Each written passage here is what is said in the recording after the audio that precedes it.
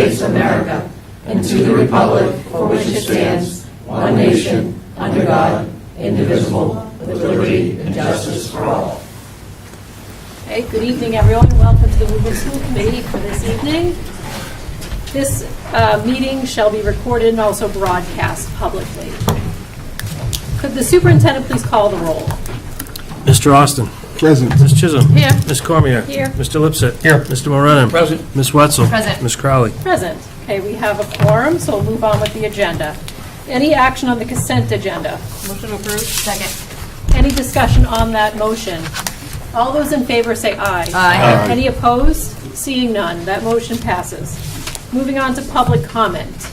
Is there anyone in the audience that would like to come before the school committee and speak? I will caution you that the public comment lasts for 3 minutes. We have a 3-minute deadline. You are being recorded, and please refrain from any direct attacks against Woburn Public School personnel.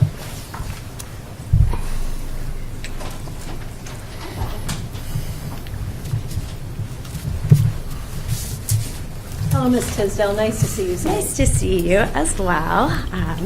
Alex Tisdale, 5 Majority Lane, Malcolm White parent. I just want to first start off by thanking everybody who took part in the opening ceremony today for our playground at Malcolm White. It's beautiful. On that note, I want to start by expressing my frustration that we've reached this point, that our schools have gone so long without the proper investment and care they deserve. The fact that we are now faced with choosing which schools are in the worst shape, essentially deciding who gets help first, is heartbreaking. This didn't happen overnight. It's the result of many, many years of underinvestment. And while it's not the fault of anyone in this room, it is our collective responsibility to make the smart, courageous choices now to fix it. I've heard it said that the middle school project should take priority because it affects the greatest number of students. I understand that argument. It's an example of triage. But true triage isn't about serving the greatest number first. It's about addressing the greatest need first. Both projects matter deeply, but the right place to start is where the need is most urgent. Recently, I learned that one of the North Woburn elementary schools is not handicap accessible from the front entrance. A family in our community faces this barrier every single day and has been told that making this entrance accessible is too costly or too complicated. That's unacceptable. Families in North Woburn have been told for years to wait, to be patient for a new school, to hold off on repairs and improvements because something bigger is coming later. But I'm asking us all to stop saying later because the need is now.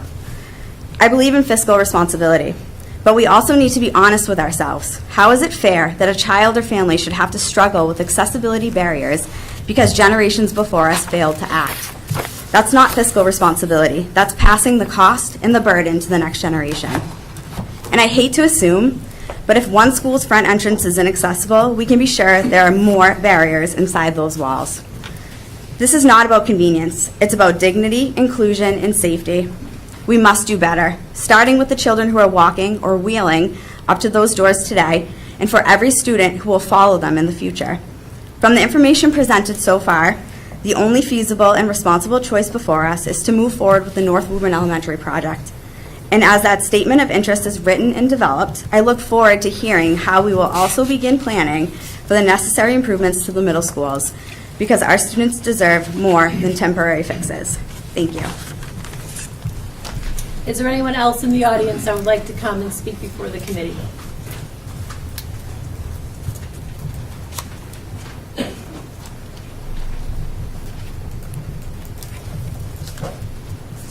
Hi, Ms. Provicher, how are you? Good, how are you? All right, Brian Provencher, 25 Rumford Park Ave.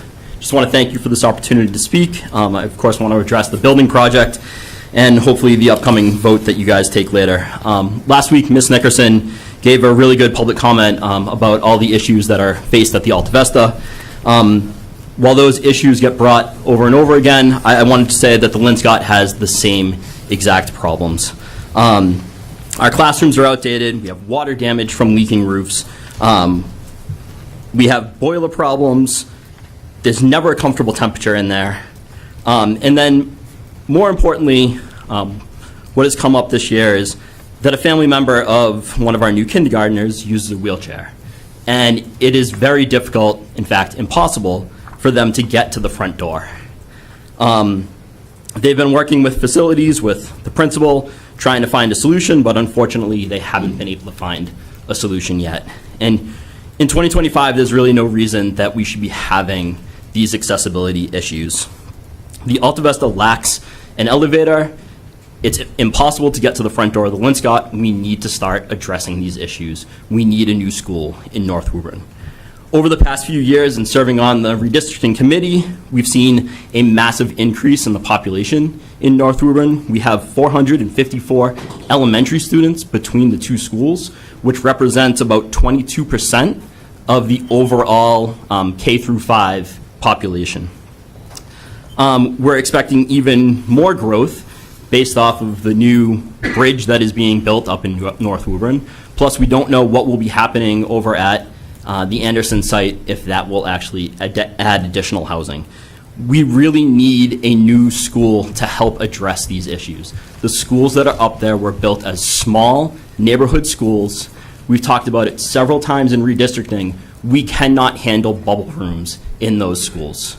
We need a modern facility that is accessible for all up in North Woburn. I appreciate that we're not making any short-sighted decisions, and I'm glad that we're giving this whole decision the energy and time that it really needs. I would love to see new schools built for every area of Woburn. I would love to see a new North Woburn school, an ECP, a new middle school, but a $320 million estimated project total is just way too much for us to handle. I also think that it's an important educational value that we have two middle schools, that we keep the middle school small for those students that are entering in a huge transition year. I would much rather see us find a new, or fund a new elementary and ECP and work with the city to find additional money to fix our middle schools or renovate, repair, do whatever we can to keep the two separate middle schools. In the end, North Woburn has been waiting patiently for a new school.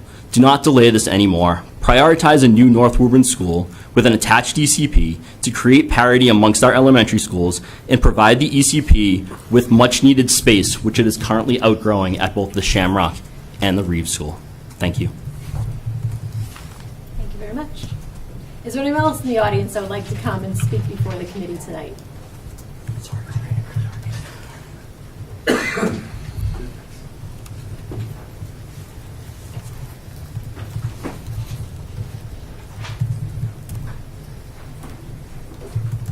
Hello, Ms. Peters. How are you? Hi there. Emily Peters for Summit Street. I would also like to speak in favor of a new North Woburn school. The safety issues that were brought up, I think, are major, and they're a very vulnerable population. I think the idea of a new middle school is glamorous, and it would be lovely to have a state-of-the-art facility. At the same time, it's worth fixing them so that we don't get into this hole again. And I think that right now we're dealing with overpopulation in the elementary schools. The only way to remedy that would be to build a new elementary school. The Hurld-Wyman just got their special classrooms back. The Reeves is on the brink of losing ours if the ECP grows anymore. And, you know, the safety issues are major. I also found an article I'm going to forward to everyone about how larger schools are not always better schools. So building a large middle school, yes, it could be state-of-the-art, yes, it could be lovely, but that may not be to the benefit of our students having such a large school, especially at that vulnerable age. Those teenage years, the students need a lot of help. They need more one-on-one support, and a new middle school will not provide that. The elementary school will be able to provide more for our students. Thank you. Thank you very much.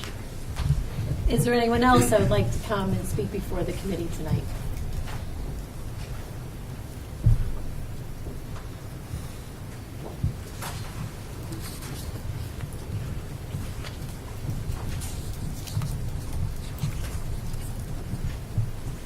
Hi, Ms. Friedman. Hi, Nice good to see you evening. again. Good evening. My name is Bernice Friedman. I'm a resident of 56 Leonard Street, and I'm here to speak in favor of prioritizing a North Woburn elementary school and would urge this school committee to fulfill the school parity plan. As I listened to the discussions about the school redistricting over the past couple of years, it is clear that we have space issues in our elementary schools. The plan that was approved last year included an end map that relies on building a North Woburn school. Without the North Woburn School, we will need to create gray areas within our district to provide the flexibility to address the fluctuations in school populations year over year in our different elementary schools. Creating a new elementary school in North Woburn would also address not only the building constraints and deficiencies, but would also create an opportunity for the district to reimagine what a modern education should be, with more technology in our elementary schools that meet current standards, while also addressing the needs of our special education students and pre-K programs. So I would encourage this committee to please consider prioritizing the North Woburn project over the mega middle school. But by saying that, I think we should also consider the alternative plan that was proposed by Councilor DeMambro that considers some investments in our middle schools as well to fix the problems in our schools. Thank you so much. Thank you very much. Is there anyone else in the audience that would like to come and speak before the committee tonight?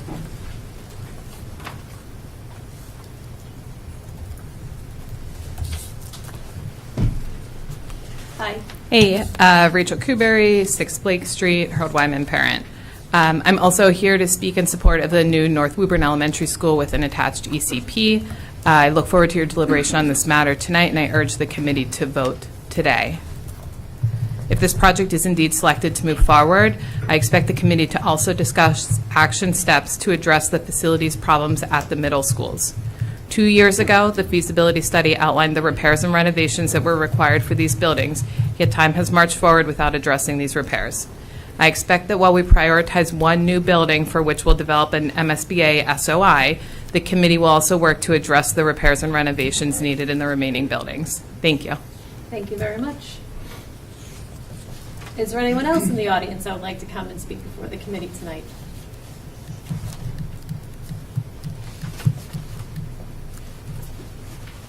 All right, seeing none. Nope, seeing one. Nope, seeing none. When you wave your hand, it signals to me that you want to hear. Okay. Moving on to City Council liaison to the school committee. I know Mr. Viola is not coming, but I believe he has someone, a substitute city councilor. Yeah.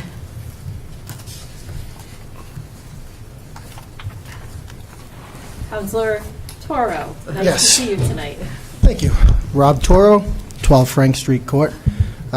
Thank you, Chair Crowley. Appreciate it. I am filling in tonight for Councilor Viola, who had a family emergency today. So, speaking on the matter that everyone else has spoken about, speaking individually to most of the city councilors, I think every single one of those city councilors share the very similar thought that the North Woburn School should be prioritized when considering what project to put forward to the MSBA. Councilor DeMambro, Ward 6, has been a big advocate for this project. North Woburn has longed for a new elementary school. Both the Linscott and the Alta Vesta are well beyond its service years. Every other part of the city has seen a new a new elementary school. That doesn't mean that the middle schools don't need work. Certainly don't say that. I don't think anyone here agrees on that. But I think prioritizing the elementary school is definitely something that needs to be done. If money grew on trees, I think it would be great to be able to do both projects. It's just not how it's going to work at this point. So we would love to see the school committee, when talking about this tonight, to try to take the city council's perspective on this and prioritize the North Woburn Elementary School with the attached ECP. Again, we'd love to have further discussions at some point on repairs, renovations to the middle schools, but I think we should definitely be prioritizing the North Woburn Elementary School at the ECP. So, thank you. Thank you very much, Councilor Toro. Appreciate it. Is there anyone else? Oh, no, sorry. Is Representative Castaldi with us tonight? I'm not seeing her. So we don't have a report from a student representative tonight, but I look forward to that at the next meeting. Moving on to reports and presentation of superintendent and staff. Madam Chair, if we could take out of order our vote for the schools. Take out of order. Okay, we'll do C the- first. C? C? Yeah. C. Okay, great. Second. Any discussion on that motion? All those in favor? Aye. Any opposed? Okay, so the next item on the agenda will be the MSBA vote as which regards to which program we support going forward to the core program. And of course, at your authority, you could submit a project to the accelerated repair program at the MSBA. So we have, I'll tell you what the pieces of information we have for this. We have Director Burnham's here tonight to talk about the current conditions of the buildings. Dr. Crowley has some information he'd like to share. And I believe Ms. Young has some enrollment information. I don't know if you're going to present that, Ms. Young? Maybe, okay.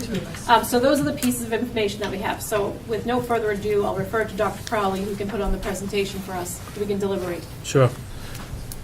Mr. Burnham, I thought it made sense to hear from Mr. Burnham first.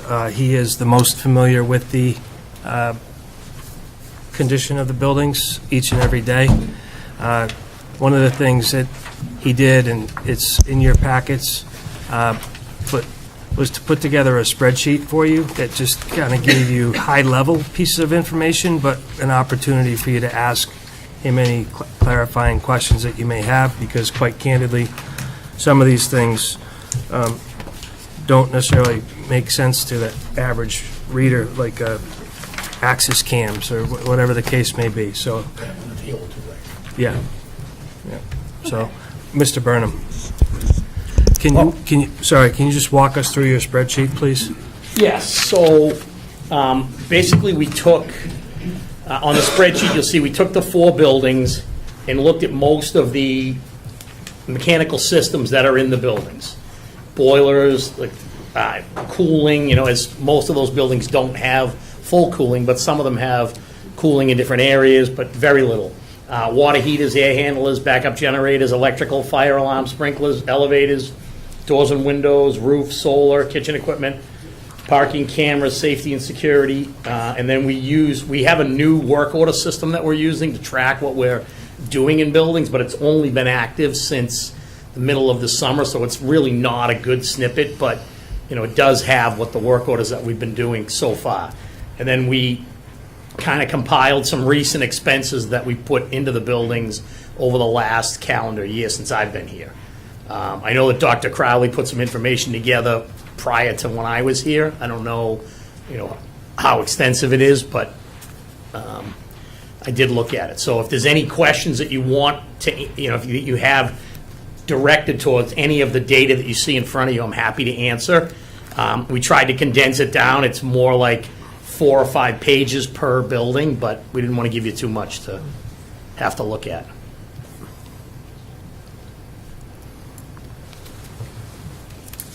Well, our Director of Facilities is here to talk about the conditions of the building, so does anyone have any questions for Director Burnham? Yes, Mr. Lipson. Let me see how I can phrase this. What are the biggest immediate concerns for you with the existing structures? What keeps you up at night, Lenny? Work-related. So obviously, when you look at this, like the boilers keep me up at night for every building because they're old in all of the buildings. They're from the 90s. So, that's a concern, right? But the boilers in this building are double the size of what they are in the Linscott or the Alta Vista. But they're all, like the boilers in the Joyce and the Kennedy are from 94 and 95. They're Smith cast iron boilers, and they're old. We have a 95 Smith at the Alta Vista too, but they're half the size. The ones at the Linscott Rumford are a little newer. There's a 98 Will McLean and an 08 Smith.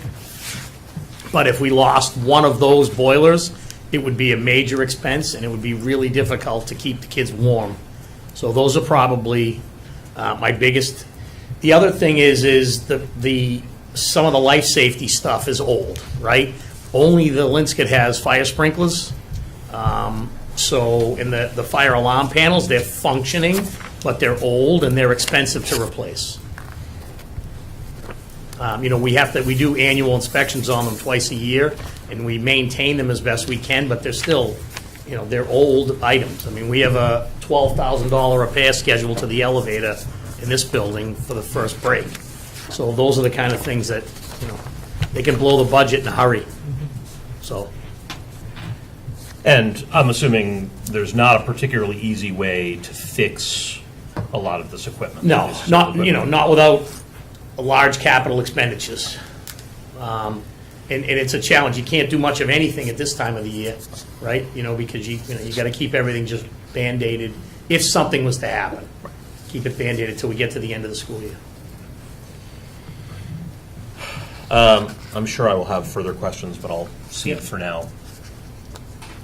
I think Ms. Wetzel had. Ms. Wetzel? I did. On the boiler note and some of the other pieces of equipment, similar to what Mr. Lipset said, if something were to break, would you even be able to get the parts for that, or would it be a It full depends what replacement? breaks, right? It depends what breaks, just. I mean, if we crack a section in a boiler, no, we're not going to get it right away. But if it's a gas valve, we just had that happen here in one of the furnaces in the gym. It took a couple days, and we're back online, and we have enough supplemental to take care of it. So it obviously depends on what it is. Okay. The parts that are being done to the elevator have been on order for a couple of weeks. But, it's still functioning without any safety issues. And we'll take care of it during the first break. And on the safety issue note, are there any safety concerns? Like, I noticed the difference in, like, the cameras and the playground and stuff like that. Are there any, as you're looking at this, student and staff safety concerns? Cameras are always part of staff and student safety. The mayor started the task force, so we're looking at all of that stuff directly. I just brought this up because people, especially staff, always go to the camera part. And there's a lot. What you have listed here is like the Joyce has 34 access cameras, which are digital IP cameras that are newer than like the Kennedy. The Joyce is on 30 DS control cameras, so they're a little bit older. They're not as good. And you see the same thing. There's access cameras at the Linscott, but the Alta Vista has DS control. So we'd like to get everything upgraded to the access and be on the same type of server system. The example I would give you is a lot of the schools have like a pan tilt zoom camera. So if you leave it in one direction, that's all it's recording. The new access cameras give you 360 degrees of recording, so you can see everything that's going on. Where the older cameras, wherever you leave it, that's all it records. Right? So it's a disadvantage when something happens because you can't see the entire area. Got it. So we're in the process of doing a bunch of camera upgrades at the high school now. So. Right, yes, I did know that. Thank you for that work. And then my last thing, just a kind of observation, but I was just looking at the windows, and they're old, especially in the Linscott and Rumford. And I would imagine the cost of heating is substantially extreme because of the amount of Yeah, I energy mean, the oldest cost. windows are a portion of the windows in the Kennedy. They're original to the building, so they're the ones that have the worst. Now, a lot of the classroom windows have been upgraded, but a lot of the common spaces, the hallways and cafeteria, those are still original windows. So yes, the windows, maybe there's programs that we can look at in any of the buildings to try to, windows are becoming more, they're on different programs now because they know how much energy you can save by replacing it. So. Something to look at then. Yep. Thank you. Anyone else? Yes. Well, I just think it's interesting when you note the years that they were built. The city of Woburn built 3 schools in 6 years back in the 60s. Yep. They were doing something right. We need to start following that kind of pattern if we can at all do that. On the elevator for the JFK, it says original, but that means just original that went in, because that was put in probably, Car has been changed, Yeah. mechanicals have been changed, but it's still the original structure. that was added back, like probably. Yeah. Not from 1963. No, not Yeah, from no, no, 60, no. Yeah, it's like 15 years ago, maybe. No, one it's of the longer than buildings. that. Longer than that. Yeah, When we did the renovations to that school. yeah. I would guess it's more than 25 because it's before any of the guys that work for me. can't be that much longer because I was here. Yeah. And I'm not as old as Mike, but I'm very close. I just, that was one of my things, and the water heaters too. I mean, the Altavesta really takes a hit on mostly every single one of these things in this column. They all do. Yeah, They all it's just, But I mean, a it's tough. water heat is not a huge expense, right? You know, I mean, it is, I think we did one this past summer at the Kennedy, which was 12,000. I mean, so it's, you know, it's an expense. Right. But it's not a crippling expense. Correct. Okay, I just, I thank you for all this work, and I appreciate all the information that you give to us, so it's helpful to know how far behind we are. But hopefully we'll catch up soon. Thank you. Thank you, Vice Chair Chisholm. Anyone else? Mr. Lipsick? Told you I'd be back. Here I am. So I guess my big question here, and you know, I note Mrs. Chisholm mentioning that yes, we built a number of schools within the span of 6 years, and I would argue we should follow a similar path right now. We've got 2 major projects that I think need doing, and as I said last meeting, I am a big advocate of biting that bullet. And yes, it is a very, very big expense, and I think everyone's aware of that, but it is also a necessary one, because if we put it off, that cost is greater down the line and riskier. If we choose only one of these projects, we're looking at probably 7 to 8 years before a school is complete. And then we have to choose another project, get approval for that. It's another 7 to 8 years before that is done. We're looking in the end at between 15 to 20 years before both of these projects are complete. And I think that's something that we really need to make sure everyone's clear on. It isn't that, you know, we do 10 years and then we're going to get another building after that. It is a minimum of 15 to 20 years before we have both of these projects complete. I'm looking at this list, I'm listening to you, I'm concerned about the viability of 20 years in any one of these buildings. Can you reassure me? Yeah. No pressure. No pressure. I mean, you know, it depends on what we do for investment, right? Like, you know, if we just do nothing, then obviously, no, that's not going to happen. I think, you know, you guys have Danisco's existing conditions report, and there isn't a question that you've asked that isn't, the answer isn't in there. And I think if Donna Danisco was up here, she'd be telling you the same thing of where she thinks the building project should go, right? And she's a lot smarter than I am. But, you know, the data points in that these 4 buildings need work done. You know, it's up to you guys to decide how you're going to go with it. But there's going to be money spent on all 4 of them, no matter what you decide. Well, there's going to have to be money spent on all 4 of them, no matter what you decide. I mean, when you look at these, the Joyce and the Kennedy have pretty good roofs because they have solar on them, right? The Linskit's roof's not great. The Altavesta's okay. But you could point to every single mechanical system and say one's good in this building, not as good in that building. I mean, it's just, you have to look at the data and decide. I know that the popular choice is the elementary schools. You know, if that's the project, I guess you probably should pick the project that's going to get supported, right? So, but I mean, the data kind of leads you to the other direction. I know that's not popular, and my kids went to the Linscott, my father went to the Linscott, so personally, that's what I would want to see you choose. But as a facilities director, when I look at the data and escalating construction costs, you know, that's what you guys got elected for, to make the decisions. I'm just giving you data. I appreciate that. I mean, I agree with you. But I also think, you know, we have a plan, an expensive plan, but a plan that answers all of these questions. It prevents having to spend large amounts of money on renovating 2 middle schools that are beyond nearing the end of their lives.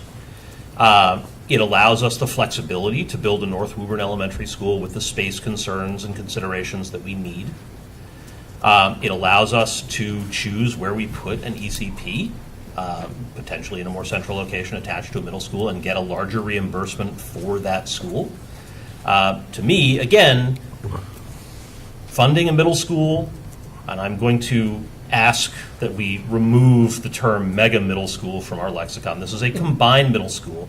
There are plenty of middle schools in districts just like ours. I've been looking, for example, at Peabody and Marlborough, two comp districts that DESE gives us, both of which have one single middle school that serves about 1,000 or plus students per. It's a combined middle school. It's not a mega middle school. That building that through MSBA will allow us to reap a much larger benefit in terms of reimbursement, and then apply savings towards construction in the city of a North Woburn Elementary School that will allow us to build for growth, which MSBA, it takes into account population trends, but it doesn't tend to take into account the fact that when you build a new school, people move in. And that has been shown from project after project. I don't know too many school buildings that have been opened with MSBA money, as long as they fit their exact criteria, that haven't opened pretty crowded. I work in one. Yeah. Harold Wyman is a perfect example. Harold Wyman's another great example, right? So to me, we're going to have to redefine what we mean when we say fiscally responsible here. But to me, the fiscally responsible choice here is to build a combined middle school with MSBA funding, and then alongside that, to build a North Woburn Elementary School with city money. It's a big hit now, but it's going to save us money down the line. It makes sense for everyone involved, and it solves all of our problems, or hopefully. So I've said my piece, but thank you, Lenny. Thank you, Mr. Lipset. Anyone else? Mr. Mulrennan. Thank you, Madam Chair. Again, if we're going to, I guess, looking at Mr. Burnham's report here, again, Lenny, you're right, this could go on and on and on for many more pages as to what we're looking at here tonight. But I think you stated the correct statement, Lenny, when you said you have to go with the choice where you have the support. Looking through some of the documentation we have for tonight's meeting, I don't know what's on those tables, but it's regarding the MSBA and questions we have to answer, and we heard from City Council tonight. We have to go and get where the support is. Again, I won't use the term mega middle school, but to fund all that tonight would really hurt our taxpayers, I believe. I think we heard from a couple of constituents tonight about the North Woburn priority. We heard from a staff member at the school, a teachers association vice president, about the conditions of the North Woburn schools. So I think the right direction, again, we're going to, hopefully move forward with it, but I think the right direction would be concentrate on the North Woburn school, get the MSBA funding, and as Ms. Chisholm said, I've been there for every single school. We made a promise to the people of North Woburn that you're going to get a school. I can't remember when that promise was, but it was a long time ago. And here we are trying to decide which way we're going to go with that. I think the time for North Woburn to get a new school is now. The MSBA funding, whether it gets to us or not, we'll try to give it the best shot. I think using the city money is not the correct way to go. Use the MSBA money, saving the taxpayers some dollars right there. So I think the report that Mr. Burnham has presented us tonight, along with all the knowledge that we know of this past, and the fact that North Woburn waited long enough, the middle schools, to Mr. Lips's point, would be expensive. Do it now or do it later. The ECP centers will be expensive. Do it now or do it later. I feel get North Woburn done, get it out of the way. We'll have a whole set of, probably have new people in the financial world to tell us where to go and when to do it. But I think tonight's decision on us, again, to Mr. Burnham's point, would be the support. We have the support from some of the people from the public. Sounds as though we have a support from the city council members to go with the North Woburn School. I just want to make sure everybody's very, very clear on that. Thank you very much for your time tonight, Mr. Burnham, and thank you again for this report. Hopefully people in the audience got a copy of it. Hopefully it's available on the website as well. Thank you. Thank you, Ms. Mulrennan. Ms. Wetzel. Just a thought on, is there more information that Dr. Crowley and everyone wanted to share before we continue our deliberations on the buildings? I'm wondering if it would make sense to hear that and then keep moving. Thank you. I just wanted to, does anyone have any more questions for Director Burnham? I just had a couple questions. So none of the buildings are ADA compliant. They were built, I'm just asking questions, I don't have past the chair. So all of the buildings have at least one ADA compliant entrance, which is all by building code that we're required to do. Obviously, we want to do more, but, sometimes you have to weigh the cost to what's happening to that. So, but every building has at least one ADA compliant building. That's what the building commissioner, when he does his inspections every year, to make sure that we're up to par on that. Obviously, the newer schools have multiple ADA compliant entrances, but not all the entrances are ADA compliant. The Alta Vista only has one, but again, it doesn't have an elevator, so you're trapped on the bottom floor with everything you do by somebody that's, has accessibility issues. But in Danisco's study, the ADA piece was part of the deficiencies that she. Correct. Yeah. Correct. So in order to, if you correct some of the ADA deficiencies, you have to correct them all in all of the 4 buildings. You can't. Yeah, just- once you start on a building, you have Yes. to bring it up to Right. code, so. So it's an enormous undertaking, and Correct. that was the big bulk of the deficiencies that she found. Yeah. And the other question I had was, which schools have safety vestibules and man traps? Just one. So currently of the 4, the only one that has a secure vestibule is the Joyce. We're looking with the security task force at options for a lot of them. I will say the Linscott is, I don't know what the solution is, but it's a difficult fix. The other schools, there's ways we can do things with video intercoms and extra sets of doors, and we will be able to come up with a solution for those. The Linscott's going to be a little bit more challenging. So the $80 million to correct the deficiencies on the 2 middle schools that people are promising, that's what it would take just to bring the buildings up to code, right? Danisco's numbers, yes. Right. Yep. Which could be, take Right. or leave it, right? Some Right. level of error there. And then, and that's just to exist and be compliant. Yeah, Right. once we start a project, we're going to have to be committed to a certain number. Right. We would need the building commissioner to tell us what that number is. Right? But if we were to attach the ECP to one of these buildings, we would be required to bring the building up to code, which is the reason when we looked at the ECP, the modulars, we weren't going to attach them, Right. just for that reason, cost Okay. savings. And the price of a freestanding elementary school is also around $80 million. So. All right, that concludes my questions. Does anyone else have anything? Thank you so much, Director Byrne. Thank you. Doctor. Okay, so now we're going to move to any more information that the committee wants to hear with regards to this important decision. Dr. Crowley, did you want to present the survey data? Maybe that's the next. Yeah, so I'll just, as you know, there was an open survey, it closed last Friday. There were a total of 138 responses. People could vote, quote, more than one time. And so that's reflected in the numbers that I'm going to share with you. The consolidation of the North Woburn Elementary School, 80 people favored that, and so that was 58% of the respondents. Addressing the ECP needs, 49 people voted for that, so 35.5% of the respondents. And the consolidation and updating of the middle schools, 74 people voted in favor of this, so 53.6%. So I just wanted to kind of give the committee context. It's right there, taken from the slides. One of the things that I did do also is look through the comments for themes that generated, and I thought I'd share those with you as well. The North Woburn Elementary Schools, urgency and equity were words that jumped out.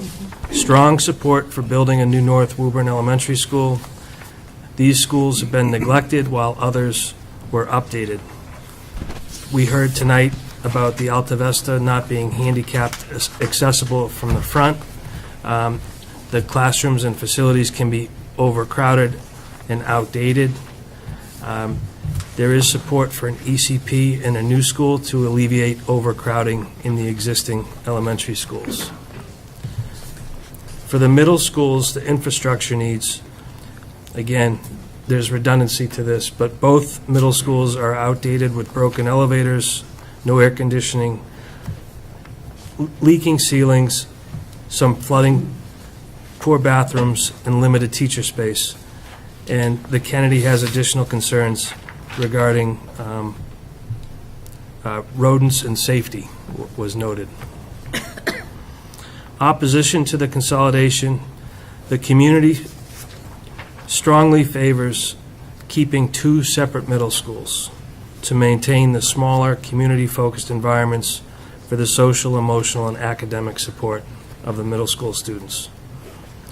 The improvements were renovations of the existing Kennedy, potentially adding a science wing and looking to relocate the administrative offices out of the Joyce. The ECP program that we've talked about, as we know very well, is a priority, and finding a dedicated space to meet the needs of our ECP learners for efficiency would make sure that it's sustainable growth and equitable access.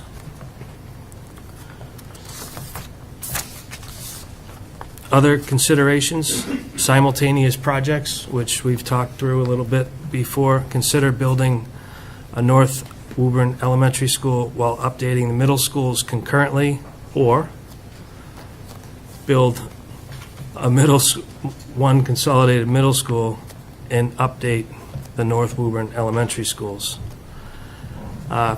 Ensure all schools have sufficient heating, cooling, safety, accessibility, and adequate classroom space. Another consideration is to preserve any open space. Please upgrade facilities in a strategic, cost-effective manner, and facilities should support quality teaching and staff needs. The highest priority, predicated on the feedback, seemed to be weighed in favor of the new North Woburn Consolidated School and renovate the two existing middle schools while keeping them separate. And so, again, I just took the feedback that was provided to you and I tried to come up with themes that I could share. And so, I don't know if you have any questions. You have that information, but thought I'd be. Mr. Lipsick.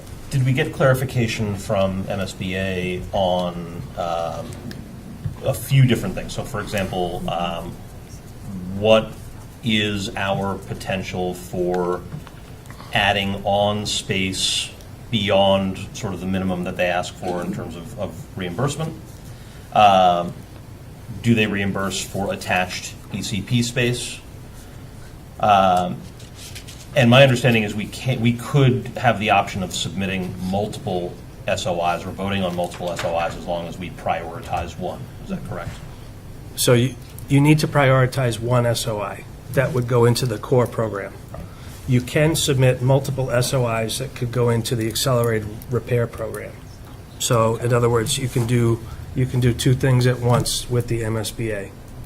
The accelerated repair program is limited largely to roofs, the boilers that Lenny alludes to. It would not renovate a building. Right. The repair program would not renovate a building. Okay. But we would not be able to submit, so for example, an SOI for a North Woburn Elementary School as a priority, and then also an SOI for a combined middle school. No, they would tell you, you need to please Just tell me. us what you want. Right. You can, but they'll be like, pick one. Okay. Yeah. And in terms of being able to go beyond, add additional city-provided money to expand space in a project? I would have to follow up. I don't know that answer. Okay. But they would support expanding with the ECP attached. That was also one of your questions. Okay. Yeah, I mean, I know that there have been multiple projects submitted to MSBA where cities and towns elected to spend additional money in order to expand classroom space beyond the limitations of MSBA, which generally puts an 80% classroom usage on any available space, which can be limiting. So, for example, the high school I work at, we have to share our classrooms. We don't have our own classrooms because every classroom must be in educational use 80% of the time. That's to reduce the amount of space that's built, but it's also limiting in a whole bunch of ways. I could see that playing in. It plays out less in an elementary school project than it would potentially in a middle school project, but it's a limiting factor. I would be concerned about potential growth in North Woburn beyond MSBA projections. I would anticipate that building a new North Woburn elementary school would attract even additional growth in North Woburn. So, I think those are things that we do need to consider as well. Anything for Dr. Crowley and the data that he presented? Ms. Wetzel? I just think on the accelerated repair program, depending on how we vote and what we do, it could be something to look at, though, should we vote one building or the other, to keep that building up and running, and because, as Mr. Burnham said, he doesn't know how long things will last, but we can get some of those big things started on, so that way, whenever we have a decision on the second project, we're not so far behind because we use the accelerated repair program, and that can help provide some funding as well. And I just wanted to thank you for putting the survey data together, and for anyone that filled it out as well. It was really helpful and useful to read through. So thank you. You're welcome. Anything else for Dr. Crowley and the data that he presented?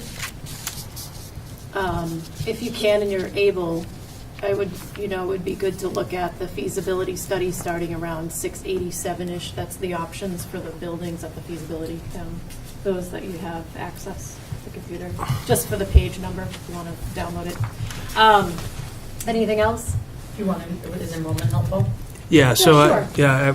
Actually, well, yeah, one of the things is we talk about where to build a new school, as we've been talking about redistricting, and I'm absolutely keeping these separate, but is enrollment. And so we did look at enrollment at the middle schools, and Ms. Young has that data. Sorry. So you have in your folders, you have, and it's just, this is the slide deck from the redistricting slide that you'll see next week, but just so that you have updated enrollment at the elementary schools for right now, just so that you know how many students we're looking at in both buildings, with the Linscott currently 226 and the Alta Vesta at 228. So just, again, if it's helpful when looking at the combination of buildings. And then, again, you have the number of students at the middle schools. And Ms. Chisholm asked me the question, so it's probably helpful for everyone, which is currently you have 936 students combined between the two middle schools. We do have a small 8th grade group, so I moved everybody up a year. So next year, which is probably a more comparable year, is 956 students between the schools. I grabbed this when you mentioned it, Mr. Lipsick, just for context if it's helpful. I always think about Wakefield, which has one middle school, 1,052 students is the total number. Marlboro was 965, and PBD is 1,320, just if it's helpful for context.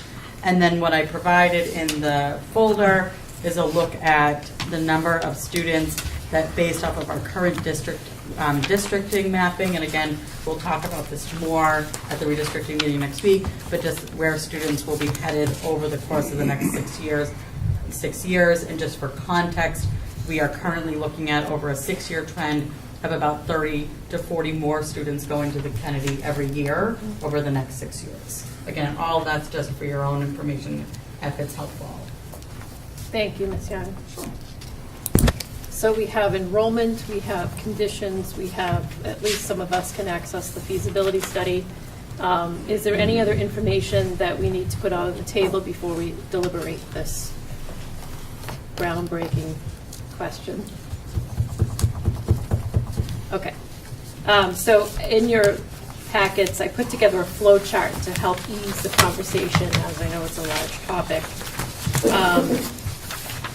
And there are, as you know, Danisco gave us several reiterations of various feasible building options, and I don't know if you want to run through those, but I don't know. Does everyone have a good understanding of what Danisco's recommendations and options were? Okay. All right. So if we move to the flow chart, the first question for the committee is, does this body declare that it is educationally necessary, we are the original judges of education necessity, to replace, renovate, repair, or cure the deficiencies of the following schools in order to provide Woburn students with the constitutionally required appropriate education? Do I have any action with regards to question 1? Want us to answer these or just move along? Or what do you Well, I want? would, maybe someone could make a motion just so we're declaring what the. I'll make a motion to Thank you. declare the John F. Kennedy Middle School, Daniel Joyce Middle School, Mary D. Altavesta Elementary School, and Linscott Rumford Elementary School educationally necessary to replace, renovate, repair, or cure. Second. Do I have any discussion on that motion? Yes. Yes. Is there a timeline that we're connecting to this? Because I just don't want, if we vote tonight, say, for instance, if we go with the North Woburn School, is there a timeline saying that what we must do for the Kennedy and the Joyce? I don't want to tie anybody's hands to something that we voted to do this, and all of a sudden now we want another $200 million from the city. I just, No. okay, I so mean, this is just saying it's needed, and we're going to move forward. Okay. Yeah, my thought around this, Vice Chair Chisholm, was that we're just putting it out there, that these buildings need action. That's how I Okay. looked at it. And I don't think I need to move the chair for that. I was just explaining what the Yep. basis of the document was. So I have a motion to declare these in need of replace, repair, cure, whatever it is. All those, any further discussion on that? All those in favor, say aye. Any opposed? Seeing none. Okay, so now we've declared that there's educationally necessary. Is there any action with regards to the early childhood program? That's a definite I yes. will make a motion that it is educationally necessary to create an educational space specifically for the early childhood program in the Woburn Public Schools. Second. Is there any discussion on that motion? Mr. Mulrennan? Again, similar to Vice Chair Chisholm's question, this is not going to tie our hands at all. This is just a yes, no. Actually, we just have a yes, proceed to question 3. So I want to make sure everybody's clear on that matter as well regarding the ECP Center. Thank you. Any further discussion on that, Mr. Lipset? If I might just make a clarification, these are the steps necessary in order to submit an SOI. None of these are committing us to any course of action until we vote an SOI. But if we are going to submit an SOI for any of these projects, It will happen. then we would need to have passed these steps. So it's sort of up to the committee to decide whether or not we want to answer yes for any and all before we deliberate on the final issue, which is what SOI or SOIs to submit, if that makes sense. Any more discussion on that motion? All those in favor say aye. Aye. Aye. Any opposed? Okay, we declared it educationally necessary to create a space for the ECP. Moving on to the questions of the statutory priorities. I think, Madam Chair, we're skipping question 3. That's right. Yeah. Does the school committee recommend that the city of Woburn permit the superintendent to file a statement of interest to the Massachusetts School Building Authority to determine if the current school buildings meet the statutory priorities, the invitation to the MSBA core program? I will make a motion that the school committee recommend that the city of Woburn permit the superintendent to file a statement of interest with the Massachusetts School Building Authority to determine if the current school buildings meet the statutory priority. Second. Any discussion on that motion? All those in favor say aye. Aye. That motion passes. And now moving on to the statutory priorities. I provided these so that we're focusing our conversation on MSBA's priorities, of course, giving the school committee, obviously can elaborate on anything. So if you could look at all of these options, are there any thoughts you have with regards to the current buildings and whether they meet these statutory priorities? I will say in an SOI, you actually have to tell them that that the Altavesta, for instance, meets priority number 7. You actually have to put 7. So you have to actually tell MSBA which of these priorities the building project meets. And Madam Chair, I assume that any given building can meet multiple criteria. Yes. Okay. Most of the time, from my research, it is 4 and 7. Seems to be the driving force, and obviously some 5s. So you can just keep those in mind. I don't know if we need further discussion on that, but when we if we direct Dr. Crowley to write an SOI, you can be thinking about which ones you want to involve in that document. So moving on to the question at hand, I think if anyone has anything else they want to add, the two options in front of you is to direct the superintendent to submit a statement of interest for the elementary school building project called the Alta Vesta, which will be constructed on the Alta Vesta site to combine the Linscott and the Alta Vesta, or submit an SOI for the middle school project called the Joyce, which will be constructed on the Joyce site to combine the Kennedy Middle School and the Joyce Middle School. Madam Chair, make a motion that we select option 1 and submit an SOI for elementary school building project, calling it the Alta Vesta, which will be constructed at the Alta Vesta site to combine both Linscott and Alta Vesta by way of the superintendent through the MSBA submittal. Second. Any discussion on that motion? I will pass the chair. Oh, I'm sorry, Ms. Wetzel. Oh, if I could, thank you. Clarification on that, with the Alta Vesta and Linscott, will we also include the ECP? I believe that we will be taking that up next. And then just some thoughts I had, and speaking with city councilors, community members, and just observations from being in the buildings. And I'll kind of go in order, so I'll start with the ECP. As we know from our redistricting process, the ECP is out of space entirely. If you speak to the principal, Mr. Comnitz, who's here, it's at full capacity. They had to add another classroom, an ECP classroom, and that classroom's in a windowless room, which is fine. It's still a room, but there's no windows for our young learners, and this is their first entrance into our school system, so I think windows would be nice, as they're a requirement in a house to be considered a room, I believe. Mr. Toro could help me on that, but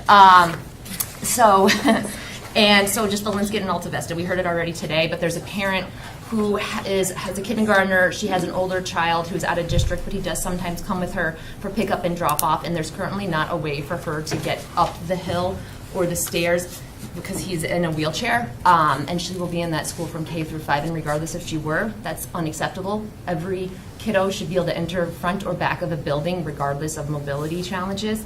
And what if a kid breaks their leg? We have a school without an elevator. That doesn't work in kids who are in wheelchairs, and again, unacceptable, especially in 2025, almost 2026. We need to get these buildings up to code. We have, if you look at what Mr. Burnham printed out, the Alta Vesta has an old playground, and we have a beautiful new playground at the Malcolm White. I think every elementary school student deserves that. You should just see the looks on those kids' faces today when they knew the playground was opening. It was like Christmas morning. It was beautiful, and I want to see that same look for our North Woburn kids. It's something that I will take with me for a while. We heard about it already, but the dripping pipes, which sometimes leak, kids see water, it's a fall hazard, it's a safety issue, and we can't have learning if our kids aren't safe, and it's a staff issue too. There's no way to open windows, so it gets hot, and I'm still talking about the Alta Vesta and the Linscott. And this is our kids' first entrance into school, especially if we build an ECP there. So you're going to have 3 to 5th grade in that room. And again, I'll say it again, we need to give these kids a welcoming environment. And environment plays a huge role in learning. If you are, especially if you're a kid on an IEP, for instance, my daughter, right? She needs a comfortable chair, otherwise she's going to put her feet up. She needs appropriate lighting. She's visually impaired. So if there's a glare or something like that, it's not good. So building pride is real. And it's real in terms of our kids too, and for our staff that are working there. And I think a huge shout out to the custodial team at all of these schools. They do a fabulous job. If you walk in, these buildings look phenomenal. I will say the pink bathroom, my kids were in it at the Alta Vesta. They loved it. They want one at the Goodyear. But it was an old bathroom, but it was pink. So there's that. And to Mr. Lipsett's point, I totally understand what you're saying, and we've heard it, the dual plan, right, to do a middle school and an elementary school at the same time. I get it. Construction costs are only going to go up. I understand that, but I also think we have a group of people that are willing to support this North Woburn school with an ECP. We've been talking about it for over 20 years. It's on a plan that we haven't completed, and it's expected, and it needs to happen. And it's not even just expected, it's a true need. Like Ms. Tidstill said, we can't continue to triage. That's not a thing. We need to get these kids in a space. We need to get these staff in a space. I am very much in favor of the new North Woburn school. I understand, and Mr. Burnham said it, the feasibility study says it, the middle schools are not in great condition. When we go on tours, it's been noted that the schools still smell the same after 40 plus years. They shouldn't smell the same. So they absolutely need work. I think we need to continue to hear from the community as well, because the survey data points to the community not wanting not a mega middle school, but a combined middle school. So I think we need to dive deeper into that issue, because I'd like to learn more about why that is and how we might be able to make it all work. And for that reason, plus all the ones just listed, I think it very much makes sense to do North Woburn, and I'm happy to support it, so thank you. Thank you, Ms. Wetzel.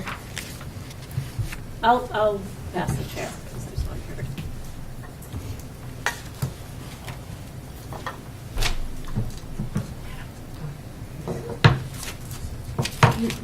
Ms. Crowley, would you like to be recognized? Thank you, Chair Chisholm.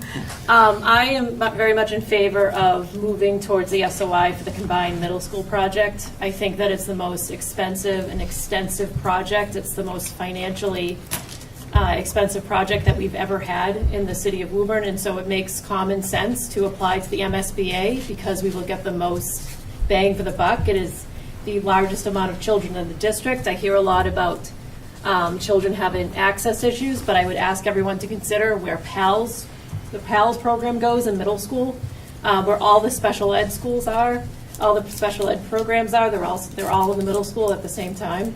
The two middle schools are aging very rapidly at the same time, and I understand that seems to be this belief that if we build the North Woburn School, we're going to get a magical capital aggressive campaign to renovate both middle schools, but I have a hard time believing that we will get $80 million to just bring the middle schools up to code. I also want the public and the committee to be aware of the fact that there is actually no just bring the middle schools up to code plan. The plan that NISCO recommended was to build a science wing on the Kennedy, because right now the space in the classrooms at the Kennedy is so small that they're unable to keep up with the curriculum demands of a STEM-based curriculum. So I understand that we build the North Woburn School with MSBA, and then what? So if anyone supports North Woburn School, I understand that, and of course I get it, but what's the plan for the middle schools? What are we going to do about the science wing? What are we going to do about the $40 million deficit on the middle schools? What are we going to do about the failing boilers? So I understand it's like I said last time, it's the path of the least resistance. We have community support. I understand it's a small elementary school, but we also have 900 to 1,000 learners in the middle school that do not have state-of-the-art programming. And so if you think about parity within the elementary school system, we have to think about parity vertically. Kids are in new elementary schools and they go to very old middle schools. So I said my piece. I want my name attached to the fact that I think it's fiscally much more responsible to use the MSBA for the biggest school project that we have. And I also think that there could be other ways in which we could preserve North Woburn by attaching an ECP to the middle school program, to the project, and then renovating the Alta Vesta, right? So there are ways to do this in a way that is fiscally responsible. It's not just build two schools. You could actually renovate the North Woburn schools. Why are we only thinking about renovating the middle schools? I don't understand that. That being said, I appreciate all my members, my colleagues for hearing me out. I appreciate the building committee for all the work that they did, meeting monthly, walking through the buildings, coming up with the recommendations, and really teasing through a 700-page feasibility study. But my last words on this is that it's not just put the middle schools in a better position. It's not just that. It's actually renovating the Kennedy. So it can't just be North Woburn School, and then, oh, well, we'll just wait to see what happens with the middle schools. No, I think we're going to be in trouble. So, okay. Thank you all for listening to me. And I'll send it back to you. Thank you.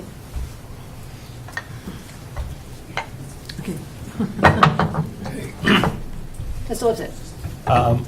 So I can count votes with the best of them. My first couple of years on this committee, I lost a lot of votes. I lost a few of them 6-1. I haven't done that in a little while. And so in my waning days on this committee, I see an opportunity to go back to my roots a little bit.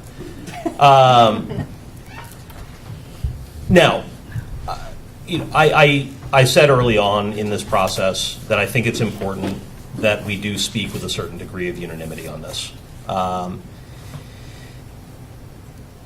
I understand the argument that we have stated community support. I hear some of the voices of some of the city councilors telling us what they might be more willing to support. My view is that chasing where opinion is currently is not the way to move forward. Shaping opinion is the way to move forward. Convincing people that what you believe is right is what's right is the way to move forward. My firm belief is that the way to move forward right now is to submit an SLI for a combined middle school. And then to address a North Woburn Elementary School. I think that frankly, the smartest move moving forward fiscally and in every other way is to build a North Woburn Elementary School with our own money. We have the money. We have the flexibility. I understand when people tell me that this is going to be hard on the taxpayers. It will. But the fact remains that Woburn is in a much better financial situation than virtually any other community in the Commonwealth. We have a remarkable amount of flexibility in terms of our tax rate, in terms of our community's ability to support projects, long-term, short-term, the whole deal. We would, I think, be doing a disservice to the students of Woburn if we took the easy path here. And I think the North Woburn Elementary School is the easy path. I want to build a North Woburn Elementary School. I want to build it badly. I want to build it faster than we can build it with MSBA, and I think we can do that if we fund it with our own money. We can build it faster. We can build it better. We can build it bigger. We can build it with whatever parameters we decide are necessary for the students of North Woburn who have waited far longer than other parts of this city for an elementary school. I'm addressing all of these comments fairly directly at members of the City Council and the Mayor who are in the audience rather than my colleagues for a very specific reason as well. For all the points that Ms. Crowley just mentioned, for all the points that the folks who came to talk to us in public comment mentioned, I think this is the best path forward. It fits the educational needs of our students best. It fits it fits our questions about equity best. It fits our questions about compliance best. Now, that having been said, yes, again, I can count votes, and I can sort of get a sense of where we might be headed. I don't know where I will wind up voting on this one yet, actually. I'm still up in the air. But if I vote no, I want to say for the record that the reason why I would is because I think that there's a better way. Not because I don't want to build a North Woburn Elementary School, but I want to build one in a way that better suits our students and better suits the staff that are going to work in those buildings. So what my support would be for a combined middle school and then to pursue either a North Woburn Elementary School with our own money or renovations to existing buildings of North Woburn. And with that having been said, let's see what we got. Anyone else would like to speak on this motion? Ms. Wetzel, then Ms. Cormier, then Vice Chair Chisholm. Sure. Thank you. Just to add a little bit more to what I said earlier, as we're looking, however the vote goes today, but again, we can count votes, as we're looking ahead at middle schools, because I do think it's important that we keep this conversation going, I think we need to learn more from the community about the combined middle school or their thoughts on renovation or a new middle school, because I think as we're talking renovation, putting Band-Aids on buildings, especially ones that are this old, is something we need to think very hard about, because if we put a Band-Aid on it and then 10 years later we're putting another Band-Aid, that's a pretty expensive Band-Aid. So it might be that it's actually cheaper to look at building a new middle school again down the line after we have this vote today, but something I think for the community to keep in mind as we're talking. That's all. Thank you. Ms. Cormier? Thank you. I already made my statements 2 weeks ago at our last meeting. I am in agreement with Mr. Lipset and Chair Crowley in that I do support both schools, and I do think that fiscally it makes more sense to use MSBA to build a middle school because they're going to give us more money back by that being a larger project. And also, I would like to see North Woburn be built more particular to our needs rather than the MSBA cookie cutter. I do support North Woburn receiving a new school, so if I do vote no on this, it's because I want it to be not done with MSBA money. I want it to be done with my taxpayer money. So, still have my support, just in a different route. Thank you. Thank you, Ms. Cormier. Vice Chair Chisholm? I mean, I've said it 100 times. I just think that the only thing that we're 300. going to get. I'm counting. 87 maybe. But in order for this to fly, and if we had lollipops and reindeers and everything else bouncing around here tonight, I would say, you know what, let's go for the middle school and try to fund it privately. But we have to remember, and I know our push is to make sure we take care of the schools because that's what we're elected to do. But we're also elected to make sure that we know what the taxpayers can afford. And, you know, Andrew, you talk about Woburn being in a better place than other towns. It's because we've done that for so long. And taxpayers in the city, we're having a new fire stations being built. We're paying for those also.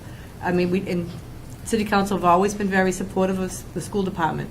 I don't want to burn any bridges and expect them to come forward and say, okay, they're going to give you $220 million to go for this middle school, and on the side you can give us another $130 so we can build, finally, the North Woburn School. I don't want to renovate the North Woburn School. They deserve better than that. I think that that's something we should not even consider doing. It's not fair. They've waited patiently. We all ran, when we did run, equity, parity, we wanted for, they don't have it. And okay, you could say the middle school doesn't have a lot of it either, but I mean, and I fear of, I won't use mega, but a huge middle school. Plus, we're talking, when we do that, you're talking increase in busing. You're going to talk about kids in North Woburn having to leave to go to school probably 25 minutes earlier, because if anybody makes that truck from North Woburn, even to the Joyce, it's a drive. So it's not going to get better, it's only going to get worse over time. We have the apartments coming online and everything else. Traffic will be a nightmare. It wouldn't be my only deciding thing, but it's something you always have to think about. Do you want an 11-year-old kid on a bus for like 35 minutes coming across the city? And it's going to be added cost because we're going to have to add so many more buses along the way.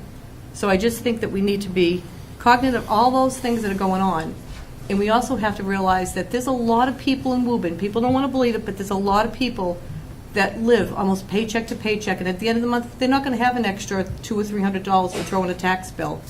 Not all of us have double incomes coming into a house. And it's hard to hold on to the houses that we've lived in our whole lives just because we want to do this. We have to make sure that we're treating the taxpayers, because it's not just us and the city council, it's them that the final vote has to come from. We have to have their support, and I think that if we throw all this at them and say, we're going to build this big middle school, and we don't even know if it can be built here. And I wouldn't support something unless we know that it can be done. I mean, we hope that it can be done, but I wouldn't do that. So I just want to make sure that we go the right way and get things done and keep going on. They hear us that we know that the middle schools need help. And we're going to have to work together very hard and be unified in taking care of all of our schools. And I just think that that's the only way we can do this. And we don't even know if the ECP at the middle school, you're going to put 3-year-olds with middle school kids. That scares me too. So I just think that we need to keep the elementary schools in line with the ECP attached and move this forward and get it done. That's my 10 cents for tonight. Thank you, Vice Chair Chisholm. Is Mr. Elston? Thank you, Madam Chair. Just been listening, and it has been stated that some of the greatest lessons in life for our future we learn in kindergarten. And many of you probably heard we have 2 ears so we can listen twice as much. When I ran for office, I was running the fight for young people And as someone that's never been really politically minded, I've always felt that politicians don't always listen. And so with that being said, I think it's important for us to listen to the people. I've always felt that our people should have a voice at the table, and I still believe they should bring a chair to the table if need be. So I'm not in favor of a combined middle school. I've said it before. I think we're not considering our young people mental health. I think traditionally, maybe this is the Woburnite in me, is we always had two middle schools, and I feel like we should continue with that tradition. I also believe, as I said before, that we should look toward what has been said before us.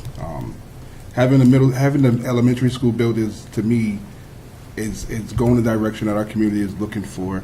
I totally understand where Lipset's coming from. I get it. I understand the breakdown of getting more for your money.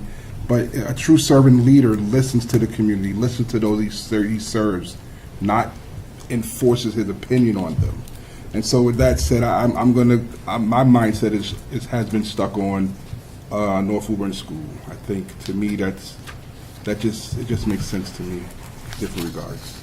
So I just want to give my words. I've said it before, and I'll just say it again, just so that way those that are unsure about where I stand, that's where I stand.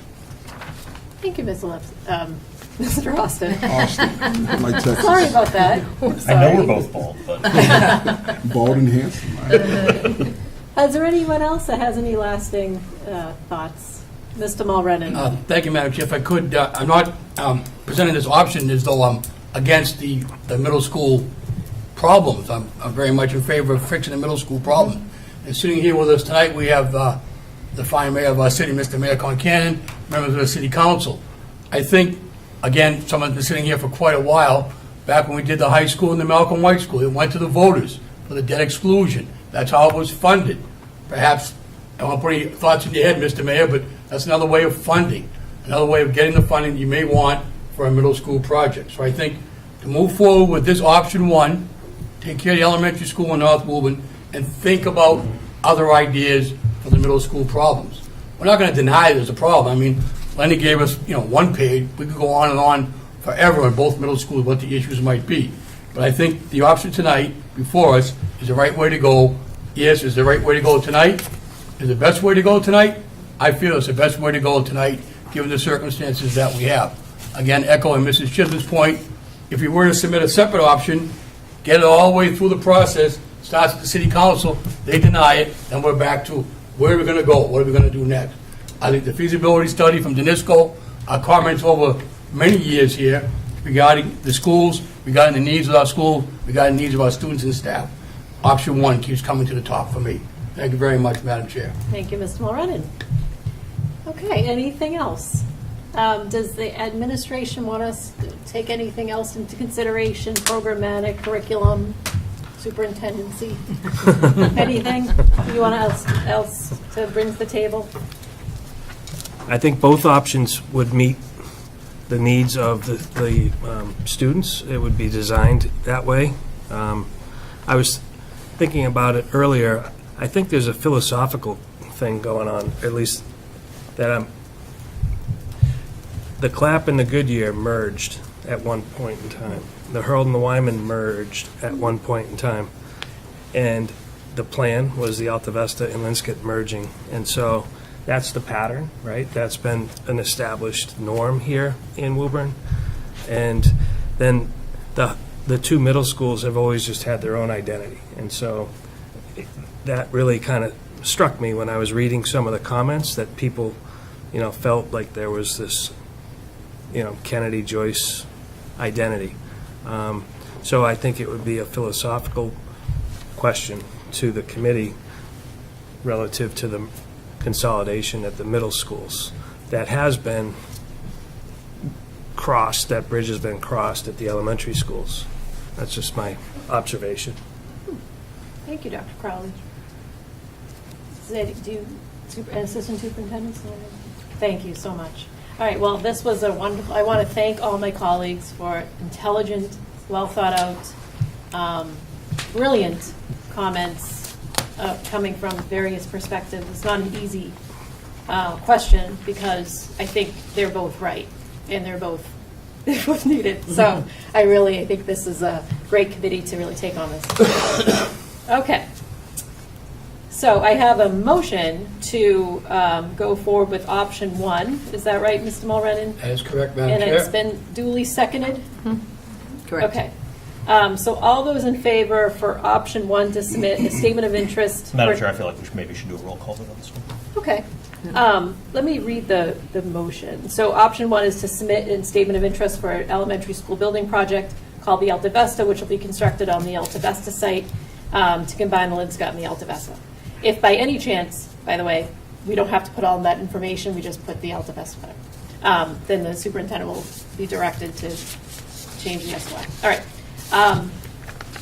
Any further discussion? All those in favor say aye. Question. Yes. ECP has to. Yeah, I was going to mention, is this still considering the ECP being attached? And I think that will be the second question, Okay. because I'll just be, my thought in this is that we get through the option 1, option 2, and then we go back and we direct the superintendent which priorities we would like him to highlight. And I think in that, we would have a discussion on what the SOI should be addressing, the ECP piece. Does that make sense? Okay. So all those in favor say aye. And then roll call. Roll call vote, please. Mr. Austin, in favor? Ms. Chisholm, In favor. Ms. Cormier, Yes. Mr. Lipset, Yes.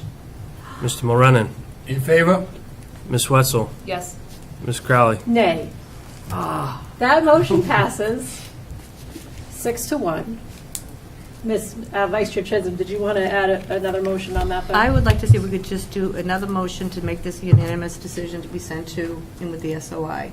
I know that you have a strong feeling for that middle school, but I just think that on paper it would look better if we're a 7-0 vote with full support of the committee, and hopefully we'll get full support of the city council too. I'll second that motion by Mrs. Chisholm.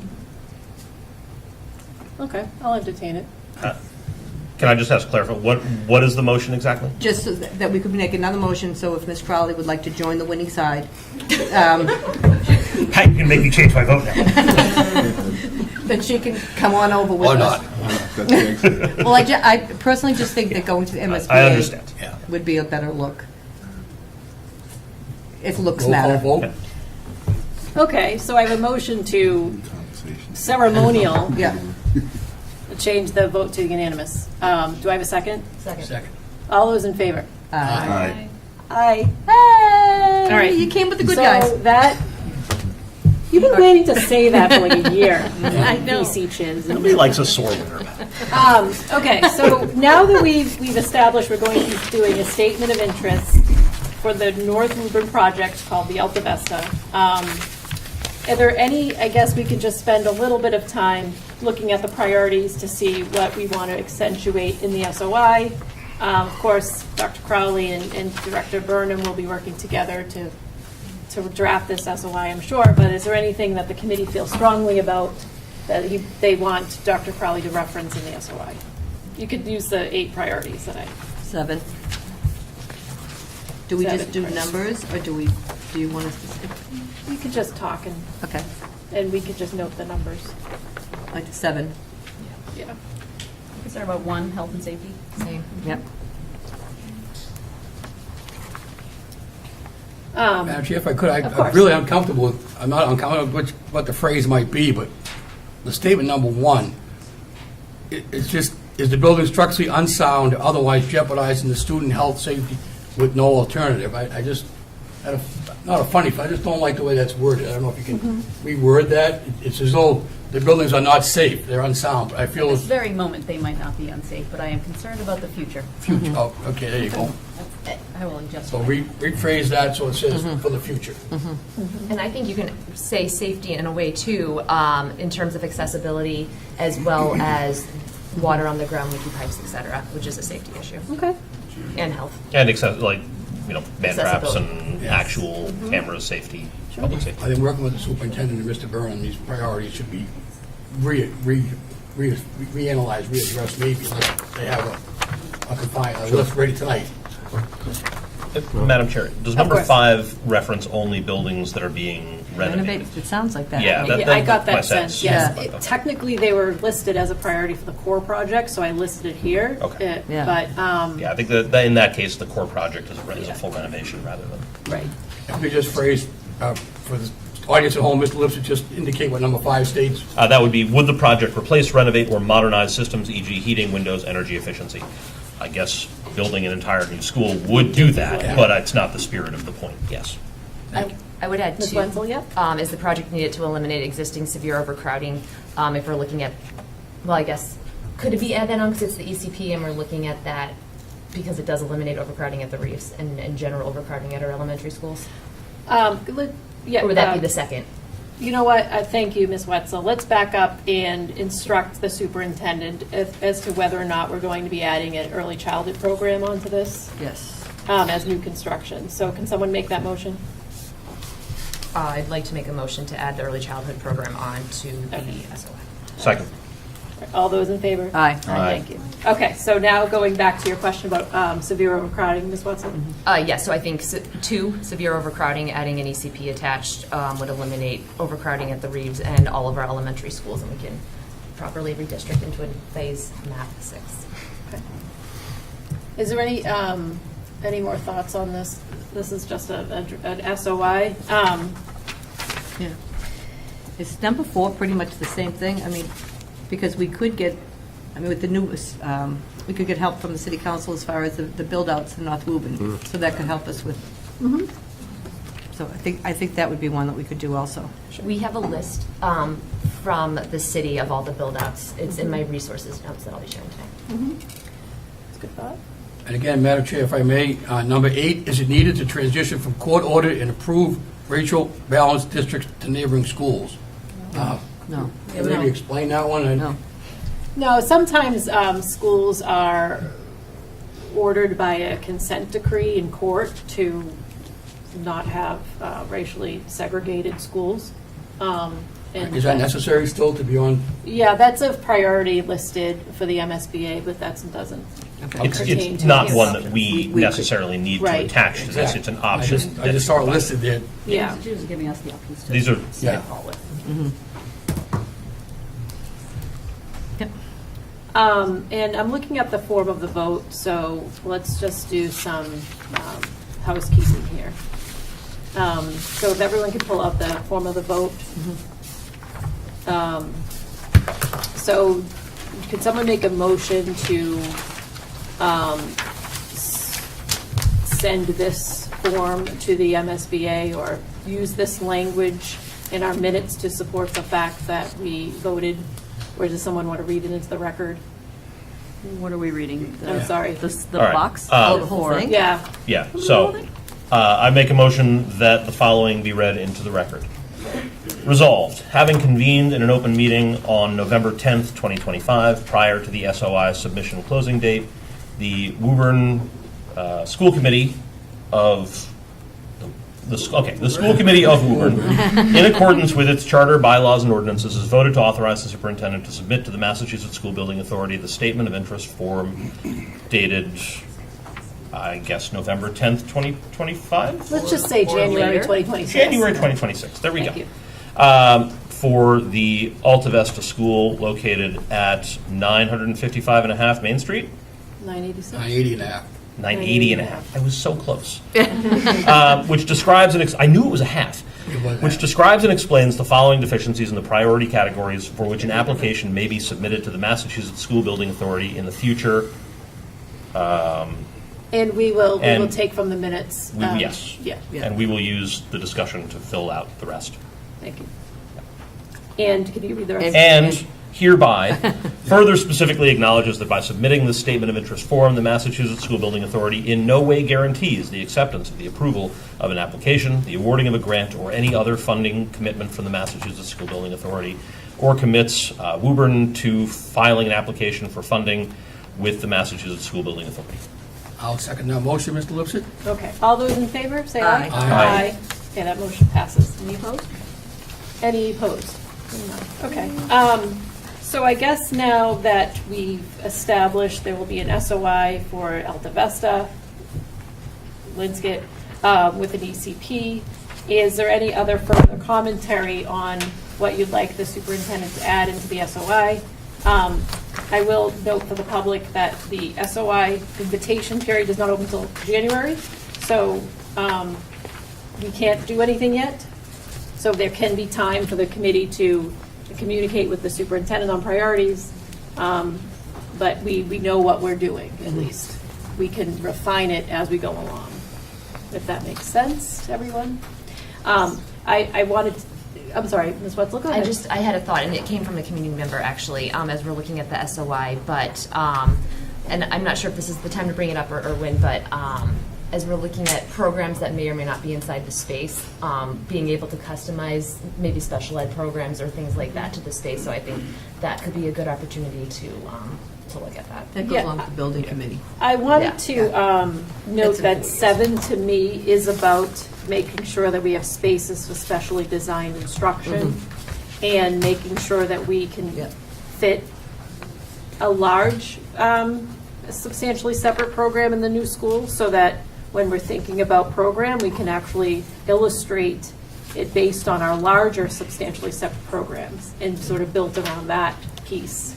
You know, looking at telling MSBA, for instance, that we need 6 classrooms for a RISE or SOAR, you know, using the models of our larger programs in order to maximize space.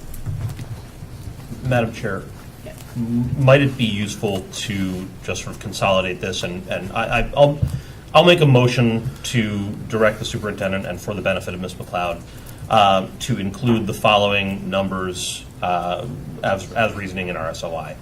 Number 1, number 2? Yes. Okay, yes, 2, 7, and 8. Am I missing anything? 4. 4. I apologize. 4, yes. Yep. Okay. All right. We don't need 8. I'm sorry, did I say 8? Yeah. I'm sorry. It's been a long day. Good thing somebody's paying attention. So yes, so I will amend my motion, because it was a motion, so I will need at some point a second. For 1, 2, 4, and 7. Correct. Second. There you go. All right. And any discussion on that motion for those priorities? Seeing none, all those in favor say aye. Aye. Aye. That motion passes. Okay. Moving on. I'm glad we're all friends. Go back to the regular order of business. Yes, I'll take a motion to move back to the regular order of business. I'm sorry, Madam Chair. Of course, yes. I feel like we perhaps should address the middle schools in some meaningful way. Okay. I'd like to make a motion that we also submit an SOI to the accelerated repair program for both the Joyce and Kennedy middle schools. Second. Okay. Any discussion on that motion? All those in favor say aye. Aye. That motion passes. Do we need to do the whole thing again? No. Not for the accelerated repair. Good. That's great. Actually, we might. You know what? Well, we We will revisit the middle school rapid repair question at our next meeting, Okay. at our next regular That's fair. meeting, because that does not open, and we have the bigger, our bigger agenda item tonight was the core. as So I why don't believe we- that received a second, I'll withdraw the motion. Okay. All right, thank you. So just under future agenda items, I'll make sure we Seconded address. Sorry. I'm sorry? Yeah, of course. One of it. We seconded it together. We did second. Okay, it, so- his motion. Okay. So, All right, I'm going to make a motion to amend my motion to cancel my motion. All those in favor say aye. Aye. And the motion is canceled.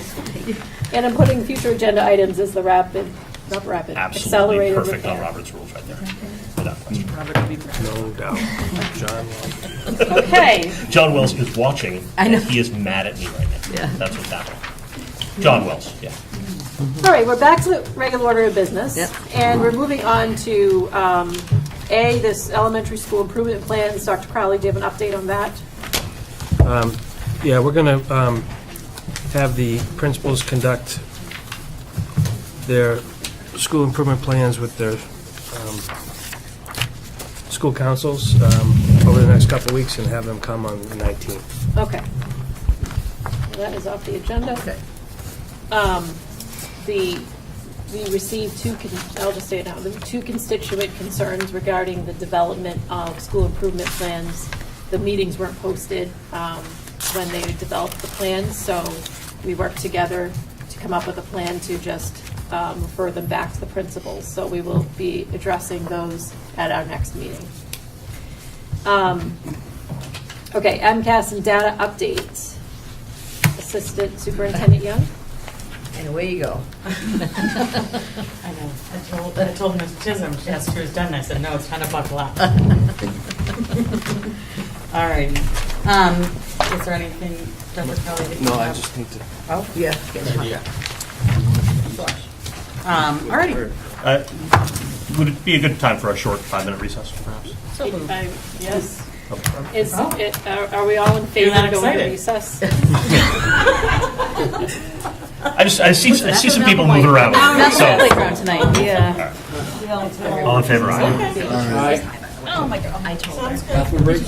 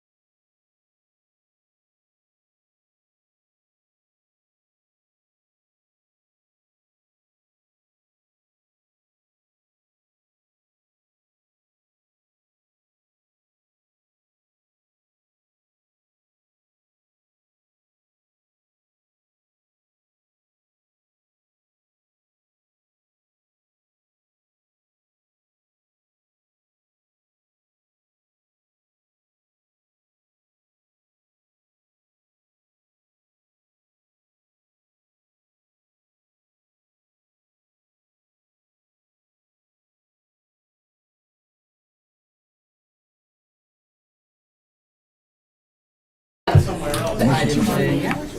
Oh, we need Colleen. There she is.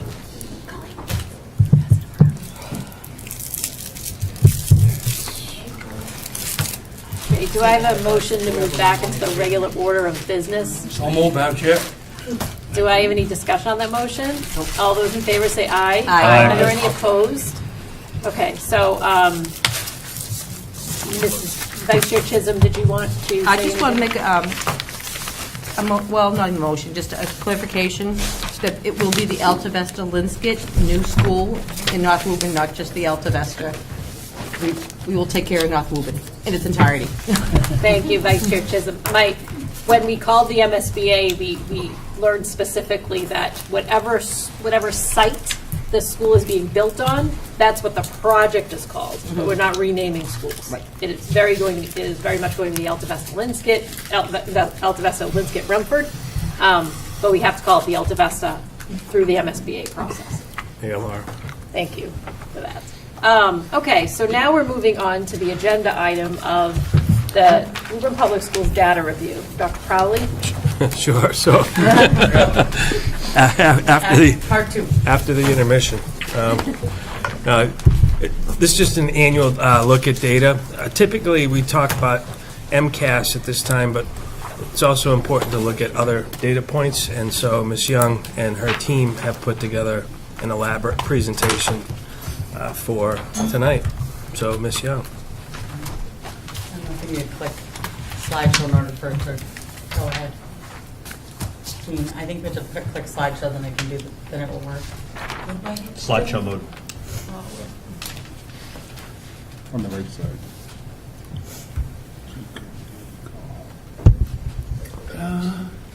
Just making sure that it works. All right. You're just, oh, there it is. Okay. Well, oh, okay, perfect. All righty. Thank you. Good evening. So each year, we do an MCAS data review. However, in most years, what it is really a comprehensive look at all data points at that point moving forward. Of course, through the curriculum subcommittee, we are looking at the data periodically over the course of the year, and this is an opportunity for us to look at kind of a comprehensive look at it, not only with our accountability data, but a holistic view on what data looks like here in Woburn Public Schools. Specifically, not only, and I think it's important when we're looking at data, that not only are we kind of seeing what it says, but also how are we responding. I think the data provides us with an opportunity to have a flashlight on and kind of shining a flashlight on our areas for focus, and then also providing us with checkpoints on how we're doing along the way. And so data can be, just making sure, let's see if I have the right button. Mm-hmm. No. All right, will you just click forward? I'm just going to give you my to go. So data can lag. It's one of the things we talk a lot about, and I'll go through the process because I think it's important to not only kind of understand this is the data about Woburn Public Schools, but how is it used and leveraged in our school system, and that data can lag initiatives. And so we're fortunate to be kind of having implemented a lot of new things over the past few years, but understanding that just by adding a reading specialist in our MCAS accountability data, you may not necessarily see that outcome right away. We have internal data that we'll look at that can show what are the successes that we're having from certain initiatives, and I'll unpack kind of some of those pieces along the way. But recognizing that when we add some of these things, that we're not going to immediately see their return, and that can be hard from the end of wanting to say, like, we did this thing and now I want to see this thing, and that there are places where we can celebrate that, but recognizing that it's not always going to give us all of those things. And so our vision for data analysis in public schools, and again, a lot of these things I've grabbed from all of the different presentations and the different ways that data is being used in all of our buildings. It's always hard for me when things don't have like this exact pretty matchingness about them. But the goal was really to pull and show you this is exactly what we're using. All of the things we look at are replicated from the existing structures we have. Our goal is to meet the needs of all of our students individually, ensure that no student is lost along the way, that we are prioritizing instructional time for all of our students, that we are matching students to correct programming, and that we're examining the data of our students in front of all of our educators. One of the things I've had the pleasure of being able to do is I go to a lot of the data meetings as they happen over the course of the year.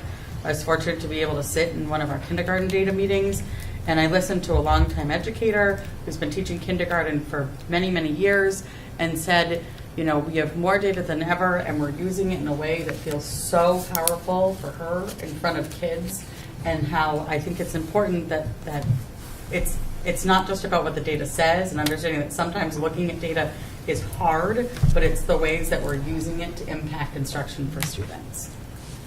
Perfect. So we've seen this before. It's part of a comprehensive literacy plan, but recognizing that we have a data review cycle. The MTSS literacy screener, the dyslexia screener, early literacy screening guidance, we are required to be giving a K-3 literacy screener, universal screener that's approved through DESE, which is DIBELS. We give our universal screening tool of DIBELS K-6, and then we also give the universal screening tool of STAR data in ELA and in math 6 through 12, and we're actually piloting it in 3 of our elementary buildings right now with hopes to implement that again in the future. We have 3 benchmark data cycles. We provide progress monitoring cycles throughout, and then we've also implemented, because we're really looking at a comprehensive across all tiers, meaning tier 1 is what happens is for all students, core instruction, tier 2 being our intervention, tier 3 specially designed instruction, special education students, that we also have special education progress monitoring data meetings that we've established through Crafting Minds, so we're looking at the progress for all of our students. Next. One of the things you'll see some snapshots from is Open Architects. This is our online data dashboard platforms. We have attendance data that we pull straight from Power School. We have all of our assessment data, local and state. We have MCAS access, DIBELS. We also have behavior data that we're able to track, and this is what we're able to use to have a comprehensive 360 look on all of our students. And that is, we have an admin portal inside, and then on the next slide you can see the data dashboards for teachers, that teachers can access all of the data for their students. So when we think about kind of big picture, we think about the systems and structures, understanding that high student impact comes from high functioning system alignment. And so we're going to be talking a lot about what's happening in front of students and with kids, but recognizing that this also starts from not only having successful, effective educators work with teachers, but having successful principals leading our buildings, as well as all of our coordinators that support. And that requires focus. And so as we're looking at our data, it's important to understand that we have set a really clear focus for how we are systematically addressing the needs of all of our students. And so we're aligned with our school improvement plans, with our school district plan. We are working really hard on teacher clarity, so around being really clear on what is the worthy objective and success criteria. I won't go too far into it, especially at 8:51 into the research end of it. I'll save the group for a later time. But what we make sure of is that what we're implementing in Woburn Public Schools, that there is a lot of data that supports the decisions that we're making. And so when we think about what we call in the school world of effect size, like what are the initiatives in place that yield the greatest amount of student outcomes? And so teacher clarity, where the objectives and success criteria is one of the proven kind of yielding of student outcomes, which is why we're so focused on it kind of across K-12. We also are really focused this year on our work with kind of the teacher leadership structure. And so in both Objective 3 and Objective 4, and one of the things we'll look at is that we've made a real investment in our teacher leadership. We've added our middle school department heads. We've ensured that we have all of our high school department heads. We have our elementary lead teachers, and we also have our elementary pilot teachers for math. And that's because we want to make sure that we have real-time feedback on initiatives that are happening in our buildings. And again, I'll save on the research end, but we talk a lot about it as collective teacher efficacy, that understanding that as we have trust and are building trust in the process, that we're yielding the highest results for kids. So the next we have is our instructional priority We've talked a lot about kind of the feedback that we were provided from DESE, and we've worked a lot on looking how we're aligning our current strategic plan with the feedback that we have, as well as the internal feedback and data that we have in front of us. And so we worked on setting an instructional core that directly addresses equity gaps and provides a roadmap to determine time, resources, coaching, outcomes. And so what we have with the instructional priority is what we realized from examining data all of last year was that we had spent a tremendous amount of time focused on post-COVID, kind of that tier 2 structure, recognizing that and again, we've talked about the word triage a lot this evening, and I think that there certainly was a time when we came out that we recognized that there was a core group of students that aren't typically in that tier 2 space that we needed to be kind of accelerating out in order to get ourselves back to a true tier 1. And that looks different at different levels, and that sort of acceleration in middle school math certainly looks different in first grade. And so when we look at all of our data, what we'll see as we keep going is that our lowest performing student kind of cohort are our students that are showing the most growth. And that, to me, right, again, like we can celebrate celebrate in the places that we can feel successful, which is that we have our cohort of students who are struggling the most are, in fact, moving and growing the most. But when we look at our achievement data, it is not yet kind of achievement high. So we look at it as like growth high, achievement lower, and kind of that quadrant. And so when we look at what is our priority as a district, we're really focused this year on ensuring that all students are having access to grade level standards, and saying that we're really focused on that tier 1 space of ensuring that all students are having access to grade 1 standards, where the objectives, and that data-driven scaffolds are provided to get all students to grade level. And so how do we get there? Is we're really looking at our key levers, so high quality professional development, ensuring that we have data infused in all of the work that we do, from every meeting that I have, from every meeting that principals are having, and ensuring that we have data infused in teacher leadership team meetings, that we are constantly looking and ensuring that the work that we're doing is yielding the growth that we expect it to. We talked already about the added teacher leadership structure, and that we have 10 fantastic ILTs that are up and running in all of our buildings, and that's really focused on how are we looking at data to be impacting what our building needs. We have our classroom walkthroughs and observations. This is not just kind of formal observations, which is our supervision and evaluation process. It's a process. But how are we ensuring that we are seeing instruction in all of our schools as frequently as possible, and then ensuring that we have adequate time for teacher collaboration. And all of this works us towards our process for data analysis. Go to the next slide. Which is around embedding data into ILTs, faculty meetings, department meetings, and the belief that all students can achieve at high levels. We focus a lot on asset-based reframes, so looking at data and finding what are the ways that we can be building off of students' strengths, and not an over-focus on things that we can't do, but what are the things that we can. And so I thought about that a lot as I prepared this presentation, is that there is a lot of room for a lot of growth. But I think about where are the places that we are seeing successes, and where can we build off of what we're doing really well. With that, one of the things that's really helpful is that by building out our structures, we have all of our different groups and how they work together, and our building-based ILTs are really supporting the development of our PD time, our department time, our faculty meeting time, and ensuring that we are really focusing on the real-time needs of everyone in our schools. So from there, again, this is just a helpful way to think about it. We have our ILTs in our buildings. They're informing the work that teachers are doing in small group, which is in then forming our coaching and our supervision and evaluation process. And all of those are working in conjunction with each other, all focused on our student data and what is our data telling us about what students need. One of the building principals shared post having their first ILT and really starting to look at student data.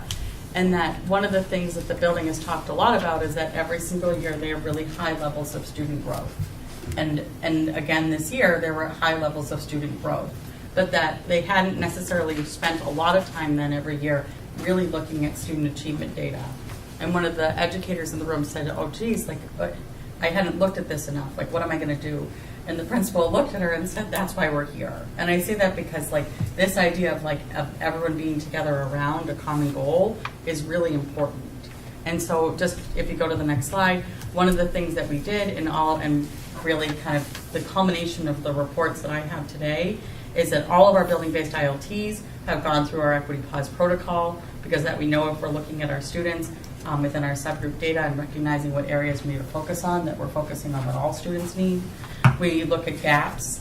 We did this work with our leadership team. We did this work within our own leadership team, building-based leadership team, within the student services department, the curriculum department, and really what it is that it is, for all of you, the culmination of the work that a lot of people have had around identifying the areas for the Woburn Public Schools to be focused on from our data. So if you go to our next slide, this is what you have. This is what you have when you look at accountability data. I am not someone who loves excuses because ultimately, at the end of the day, I think that we're here to be being the best that we can, and I think that we're here every single day to do best by kids.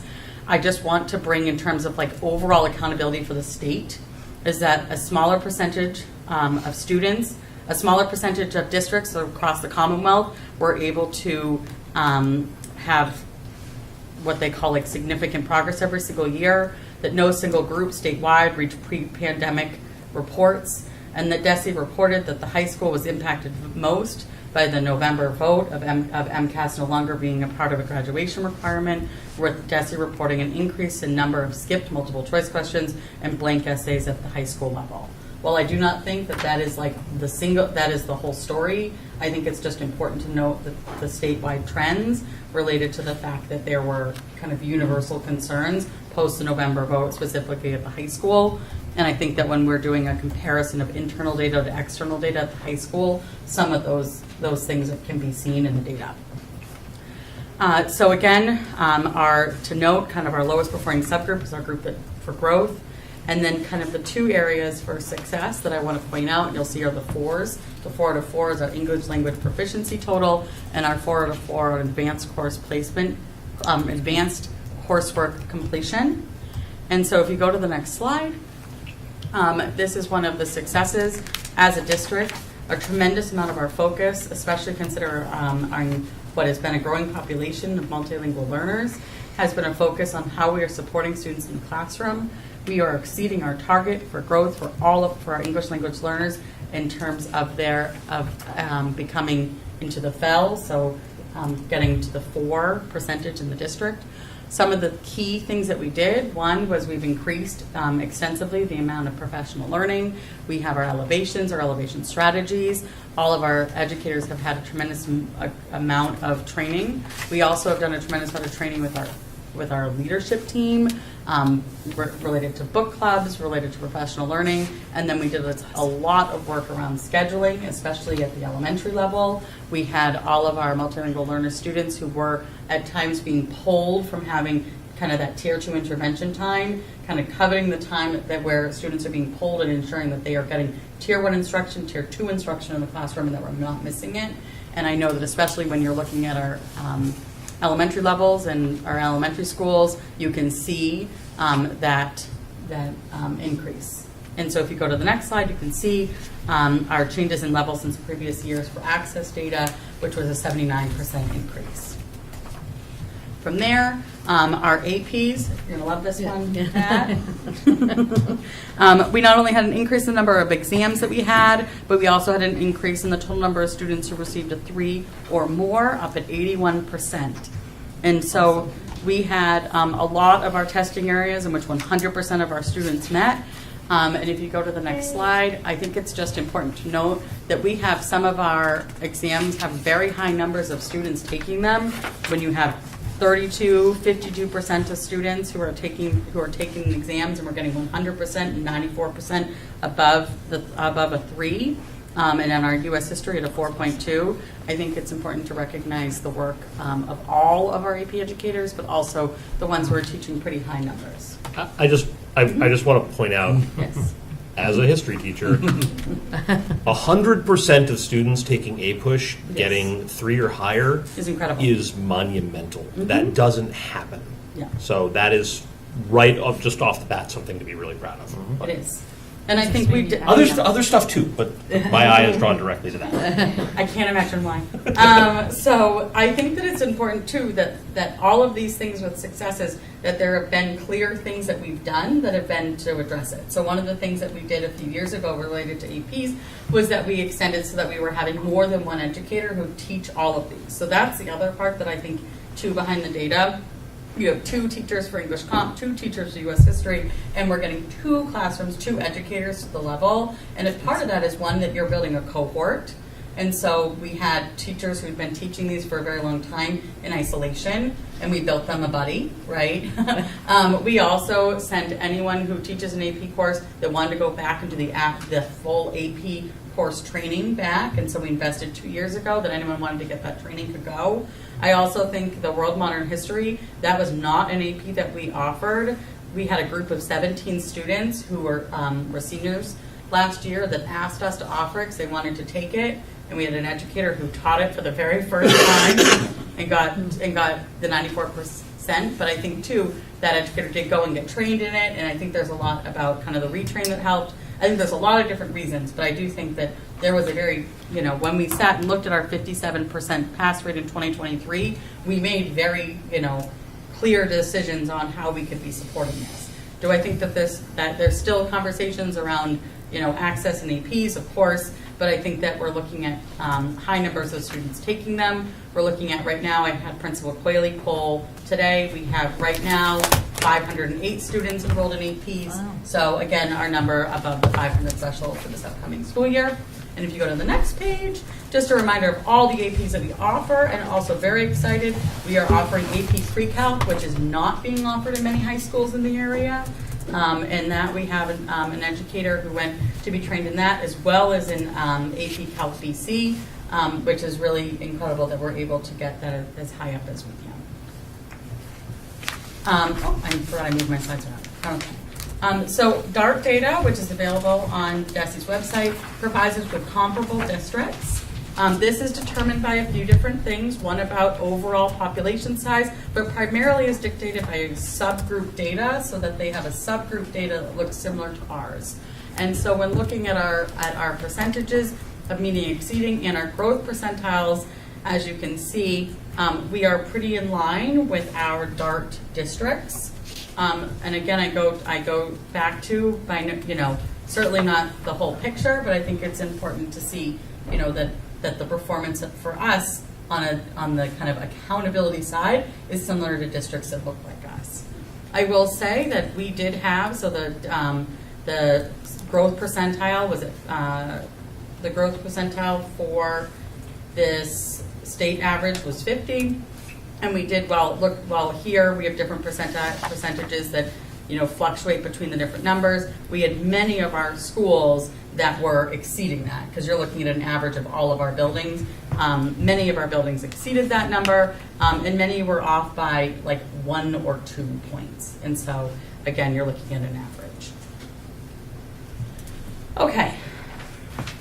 I'm trying to go clear, but get us through. All right. So we have our elementary schools, and so you can go to the next page. So I pulled data a few different ways because I think there's a lot of different ways that we can kind of tell a story. And so what I have here is I have our MCAS data over the 3 years, and that for elementary 3 through 5.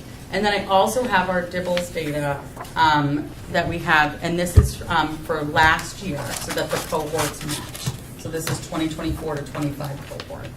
And so as you can see, if you look at our DIBELS data from last year, from beginning of the year to end of the year, that we had growth for all of our students. I'm going to kind of talk a little bit more about that in depth on the following slides. Kind of 2 things to note, that there is kind of an implementation portion to how you look at our data. So we have implemented kind of when we went and we focused primarily on early literacy screening, when we focused on ensuring that we were implementing kind of all facets within the science of reading training, our targeted instruction, our resource load, we started focused on our K to 3. So that cohort of students, the K to 3 cohort, like some have had more consecutive years. So when you're looking at our 4 to 5 data, that group of educators is in year 1, or I would say kind of 1.5 of implementation. So it's not to say like K to 5, we implemented this thing. And so it is expected when I look at our data that like our 3rd grade cohort would be outperforming our 4th and 5th grade cohort because they have had the most of our implementation of new programming. It's not like none of this is the best, but it's just the reality of how implementation plans kind of happen in districts, right? So if you go now to the next page, I just want to show as a whole that plus 10 growth is what you would expect as significant growth from year over year. So when we're looking at student growth, we're looking at a plus 10. When they're making goals as a grade level, they're looking 10 and above. And so as you can see, especially in our K1, 2, we're seeing what we would expect as the growth that we're looking for. I will tell you that one of the things that makes the data hard, and I think this is a conversation that I've been having with the coordinators within the department, is that where we see some of the hardest data for us is that we have students leave us at the end of the school year at a certain mark, and then we are coming back that next fall not sustaining where our end of year data was. And so we're like going backwards again before going forward. And so I say that just as in like we're looking at growth from the school year 2024 to 25. We look at end of year numbers that are at a certain percentage, and you'll say, I'm looking at this percentage and I'm seeing us at 75% of students meet on grade level. And then as you're looking at school improvement plans at the elementary level, you'll say, but wait a second, their starting data doesn't show that. And that's because what we're seeing as our end of year data and when we return is that we're seeing a pretty significant kind of summer slide across the board. So the next piece is really, I think, the most helpful. So this is our K to 3, and this is really where the bulk of our implementation has been. And again, what you're seeing is across the board our 10 and above growth over the year. And in terms of the one that's under 10, they have your highest starting mark, and so they're starting above and ending above the group. Green. So from there, if you go to the next page, and again, I'm happy to go back to these after, but this is kind of another way to think about our benchmark trends. So column 1, the first column where it says start, that is where students started. And then if you look at the first one, of the students who started in the red in the beginning of the school year, so in the start of the school year, they were dibbles in red, this is where they ended. So at the start of the year, they were red in 2024, and at the end of the school year data, at the end of 2025, 51% of students were now in yellow or green. So then if you go down to yellow, of the students who were in yellow in the beginning of the school year, 84% of those students were now green and blue. Of our students in green, you now had pretty much everybody was, you had 60% move up to, 60% of green moved up to blue, and then the blue to blue. Does that make sense? Mm-hmm. So I think it's just to see that like we are making growth. I think it's that some of our starting achievement marks, right, we need to accelerate the growth faster. All right, and so this was your first grade, and then if you look at the next page, you'll see the next one, second grade, and this is the same idea. And I'll just let you take a look at it, just so you can see where it went.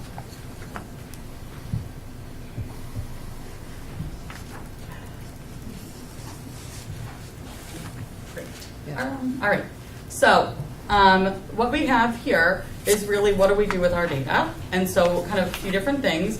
As I said, if I were to be anticipating our data as it came out, it would be that our third grade cohort was performing higher. And if you see, our third grade cohort is the one that was performing above the state average. That means one of two things. One, it means that what's happening is seemingly working. It also means that we have to make sure that it stays. And so, ensuring that the number isn't going, that really when we look at it is ensuring that that number is not going down, that we're sustaining and growing from our third grade on. When looking at our areas for our kind of overall categories, it's really looking at our writing, which if you go into most of our elementary ILTs, they would tell you is the focus of the elementary ILT for the school year. And I just want to show again in terms of, I think it's important to show like all of the ways that we are unpacking the data that's in front of us. And so what we look at, we even go as far as looking at all of our essays at the elementary level. We're going through and looking at, is this an idea development concern? Is this a conventions concern? So on and so forth. One of the data points that we recognized very quickly when looking at this data was that many of our students who even met or exceeded on the MCAS for third, fourth, and fifth grade were not scoring very high on the essay. Meaning they exceeded expectations on MCAS without necessarily doing well on the essay, which tells you that it's not a reading comprehension, but it's an application of the skills into writing, which is why we see the scores that we see. And so, what does this look like in our schools? So on the website, the curriculum website, you can read all about what data meetings look like in Woburn Public Schools, as well as just to kind of show and share that we are using, we have an internal website which for all of our building admin and supporting running our consistent building meetings. We've kind of shifted the way that we are looking at our data meetings. Shifting the ways we're looking at data meetings, ensuring that not only is it a meeting in which we look at data and talk about data, but how are we using data meetings to plan? And so we used all of our data meetings to make sure that not one students were grouped into how we were supporting, that all educators were provided coaching time with all of our building-based literacy staff, our content specialists, reading specialists, on matching resources to ensure that resources and programs are matching the specific needs of all of our students. And this is not just students that are that are needing support. We're really, really making sure that our students who are coming to us who are on and above grade level are also being and receiving their targeted support to ensure that they're maintaining progress, because all students deserve growth. And if you go to the next one, you'll see just a sample of what it looks like for targeted group instruction for literacy and what it looks like for our data meetings, and recognizing now that we're going to be doing a really close look this year through our ILT work on how writing is going to be infused into this to ensure the same amount of growth can be seen there.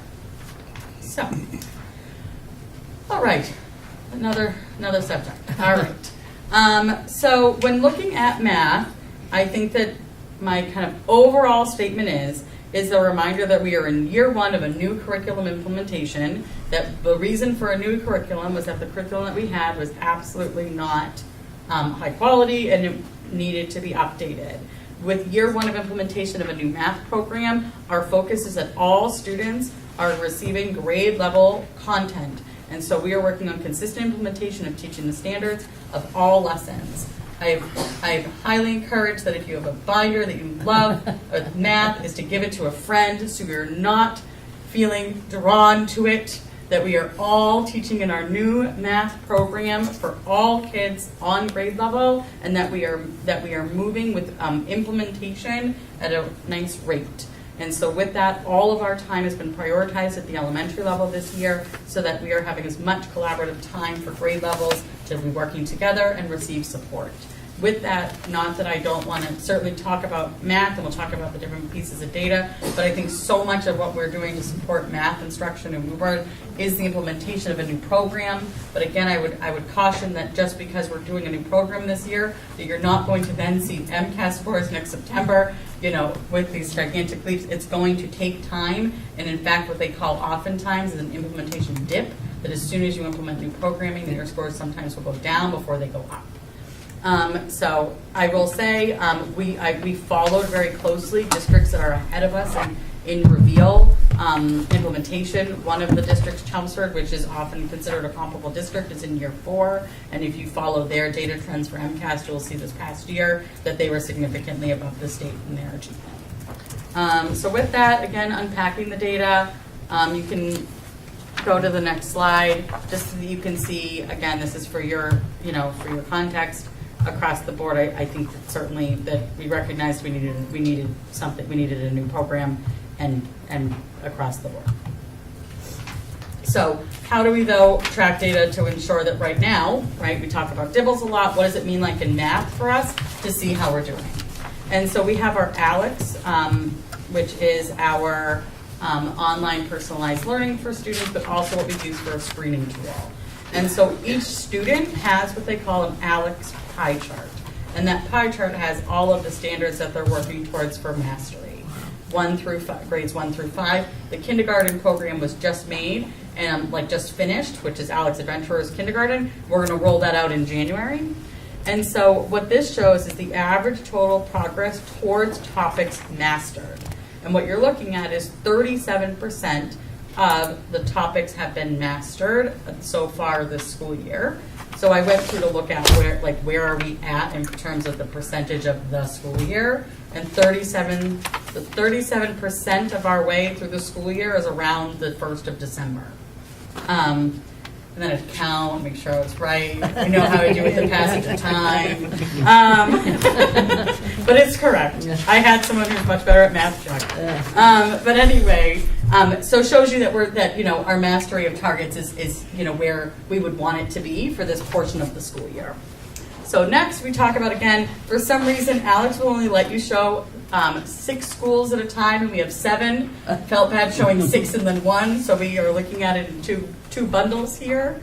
But this is what it looks like for progress towards the number of skills that have been mastered this school year. And just because it's a little hard to read on the chart, the Reeves is at 45 skills, Malcolm White at 45%, Linsky 41, Harold Wyman 40. If you go one more, we're at the Alta Vista 36, Goodyear 32, and Shamrock 38. And then if you go another slide, you can see what this looks like by grade level. And so this is where we have, and that high one all the way at the top is our 5th grade, which is at 49%. And so Alex, what it does in the pie chart is that, and we have many students where this is where really when we think about, because I think it's really important that we're considering all students in Woburn Public Schools and what they need. For our students who are working above grade level, especially in math, if they fill up their grade 4 pie chart, they are then going into the grade 5 pie chart. Right? And so we have many of our students who are in fact working in a pie chart above grade level, and educators are then able to pull resources to be supporting students. We're also able to have students who are needing to fill gaps, and they will be filling in the pie charts below, kind of at a grade level below. One of the things that we really try, and again, if you're ever a senior student, it's really hard to not give an answer, and we say all the time, if you give the student the answer and you tell them it's 54, the computer program thinks they get it, so then they're going to get another problem that they don't know how to do. And so it's really hard, but it's important that we're being kind of truthful to the answer so that the student is being placed and working on the level that they need for personalization. All right, and science. So one of the things we've talked a lot about, too, I think there's a lot of different factors that go into science. One is that measuring over time, you're never measuring the same group of students. That doesn't mean that I think it's the whole picture, but it is very distinct to cohort. It's one grade level, so you're looking at 5th grade, 5th grade, 5th grade, different group of kids. I would tell you that my best guess on this is that I think that when you implement a new math program and you implement a new reading program, that I think that what happens in our scheduling end times is that I think that when we implemented a new science program, everyone moved all the time aside, everyone got all their minutes of science in, and then slowly but surely as you implement a new math program and a new reading program without having a distinct shift of making sure you're going back to the minutes, I think unfortunately it's a space that can be kind of forgotten. We have already, started to look at across the board, ensuring that that especially in 5th grade that they have the time, but recognizing that a 5th grade MCAS is the culmination of all of the years, and how do we ensure that it is in the schedule. We're working with our lead teachers to figure out creative ways that it can be integrated across the curriculum to ensure that, and again, I do always kind of caution that is this a trend or is it a cohort thing? And so I think that, looking at where our science goes in for next year, we can have a better idea if this is a 1-year thing, or is this really a larger problem that we need to look at. I feel really comfortable with our program. I think we have an incredible science. We have science rooms that are kind of set in stock and ready for use. I think it's a matter of really just making sure that we're staying focused. And so just a reminder again, that our kind of our strategic plan, our instructional priority are focused on supporting gaps for all students, but also ensuring that we are teaching all students grade level, and that we are working that Reveal Math, McGraw-Hill, is actively supporting our professional learning for our staff. They'll be live here in person on the 19th for all elementary educators, as well as they are, and this is, spoiler alert to middle school, but our middle school educators are looking to adopt it, so that we'll be continuing that on 6, 7, and 8. And so they'll also be here soon to meet with them. And then, as you already know, Reveal's at high school, and they'll be on site working with them soon as well. And then Crafting Minds, Dr. Melissa Orkin is supporting our coaching, and they've been actively involved in on-site coaching for all of our 4th and 5th grade teachers since the beginning of the school year on targeted small group instruction, which is start to build that continued gap of needs. All right, middle schools. So if we look for middle school, kind of some new data that we haven't. We talk a lot about DIBELS. We're going to get to talk more about STAR. So STAR, Renaissance STAR, is what we use for our ELA and math data. So there's two pieces of this. The good news is that for the most part, our STAR data and our MCAS data are pretty aligned, and we'll look at that more closely. What the good news of that is that it can be used as a predictor. It can help us see kind of really early on and as it goes and kind of as the year progresses, we can see where our students are. It helps us really identify the needs of students, provide support. What the piece of it is that with our middle school kind of MCAS data and the ELA part is you can also say that if our STAR data is aligned, then most likely that's kind of our area of achievement. And so as you can see here, this is our MCAS data for ELA 6 through 8 over the past 3 years. And then this is our ELA STAR data from the end of last school year. Again, matching cohorts. All of this data is being used at PLCs as well as our ILTs at the middle schools. And I'll share a little bit of kind of the work that they've been doing with this. But if you go to the next slide, it's just to show you, sorry, can you go back one, Jean? It's just to show you how we're looking at it in PLC. So this shows you how for the Kennedy Middle School grade 8, that they had pretty aligned data. So they were able to really say, can you go back? No, other way. Can you go back? The other way? Yeah. No, other way. I don't think I can. Try to Back arrow. Yeah. Left arrow. All right. Thank you and good night.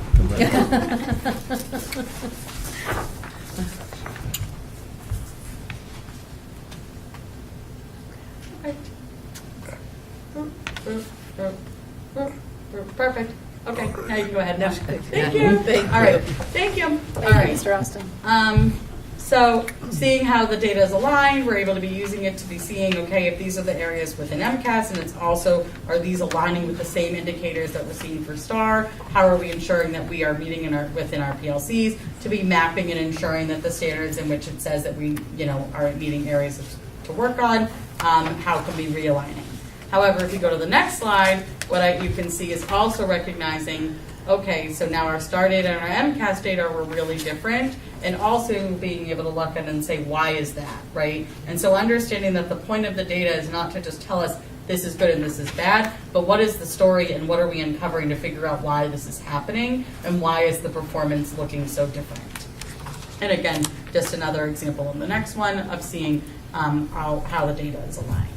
And so if you go to the next one, you'll see again that we're seeing a pretty common trend within our areas for that we are reading within 63%, which is right with on grade level, and then recognizing with our essay and writing. However, also knowing that this is the statewide trend. And again, this is the work that's being done at the same at the middle schools within the common planning times, is looking at what is the portion within the writing. So what we are working on in the middle schools is that has been determined because how we're looking at data, the same deep dive has been done in our middle school ILTs, as well as all of our grade level teams in which they're looking at what we call CERs, claim evidence reasoning. We're looking at applying writing across the curriculum in terms of within all contents by all teams. And that's, again, working on progressions, what are the standards that we're ensuring that we're not duplicating, that are aligned, and then measuring students for growth.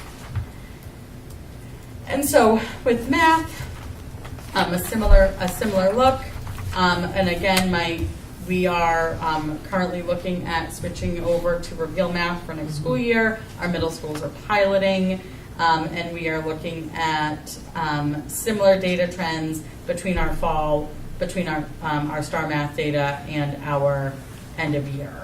And just to note, I have our fall benchmark here, which is a different cohort, because for some reason STAR would not let me pull last year's cohort data for math. So you're looking at the fall cohort there. And again, if you go to the next slide, you'll see kind of what it looks like by topics. And all of this is being used to support in grade level meeting time.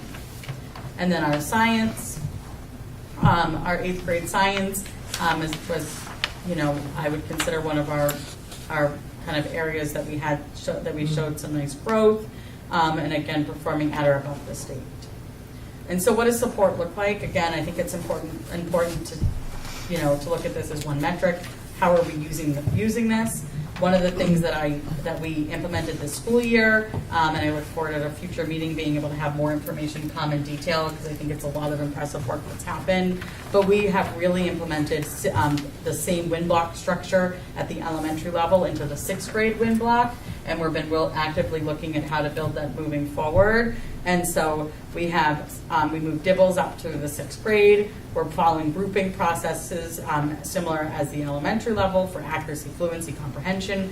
Crafting Minds, which has worked with all of our elementary level, is for vertical coherence, is working with our 6th grade teachers on the exact same kind of ways to be supporting learners as they enter 6th grade. We have added the systems and structures to ensure that we are having constant collaboration time, that we're having structured collaboration time, that we're ensuring that we're looking at data and that we are aligning these resources across the board. We've added our middle school department heads at both schools. We have our ILT structure up and running, which is connected to the work of our PLCs, which is really focused on writing across the curriculum.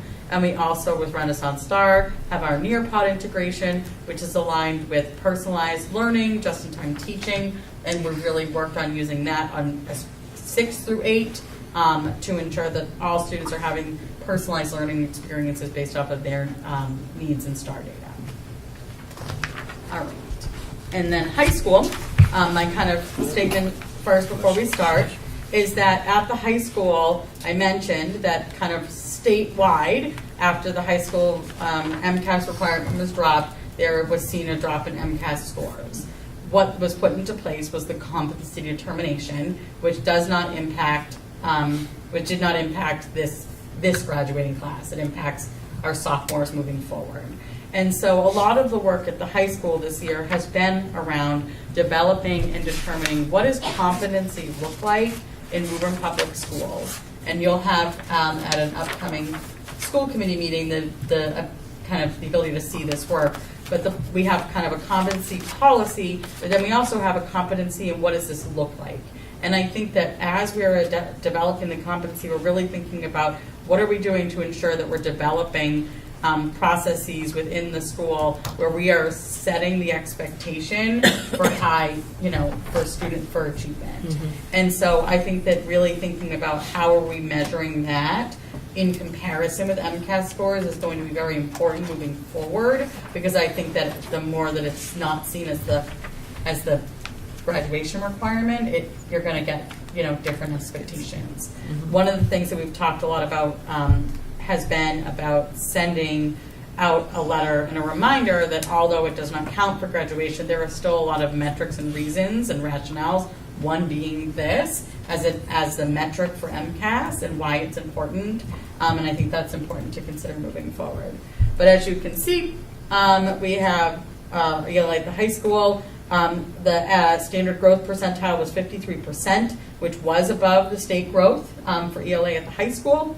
One of the things, again, is that our ELA department especially has been really using the STAR data and MCAS data in developing the common assessments that are being used for competency determination to ensure that the standards in which we are recognizing that students are not typically achieving at the level we would like, that we are integrating those as core standards that are being assessed, so that the focus is being emphasized in the spaces in which we want to make sure we have it. And I think that, not right off the bat, again, implementation, but I think that the common assessment data will be really important for us to be looking at in terms of our metrics moving forward.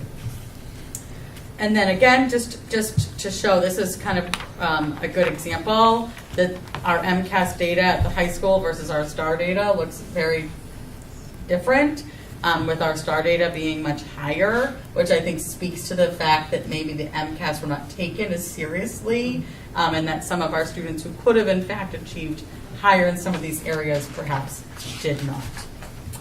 All right. So in math, we are one of the areas that does not show in this, and again, I think we have done math, we knew is linear in many ways, and so a lot of kind of math has been not only moving ahead and teaching grade level standards, but what are the way that we have been catching up for some of the lost standards along the way in the math progression.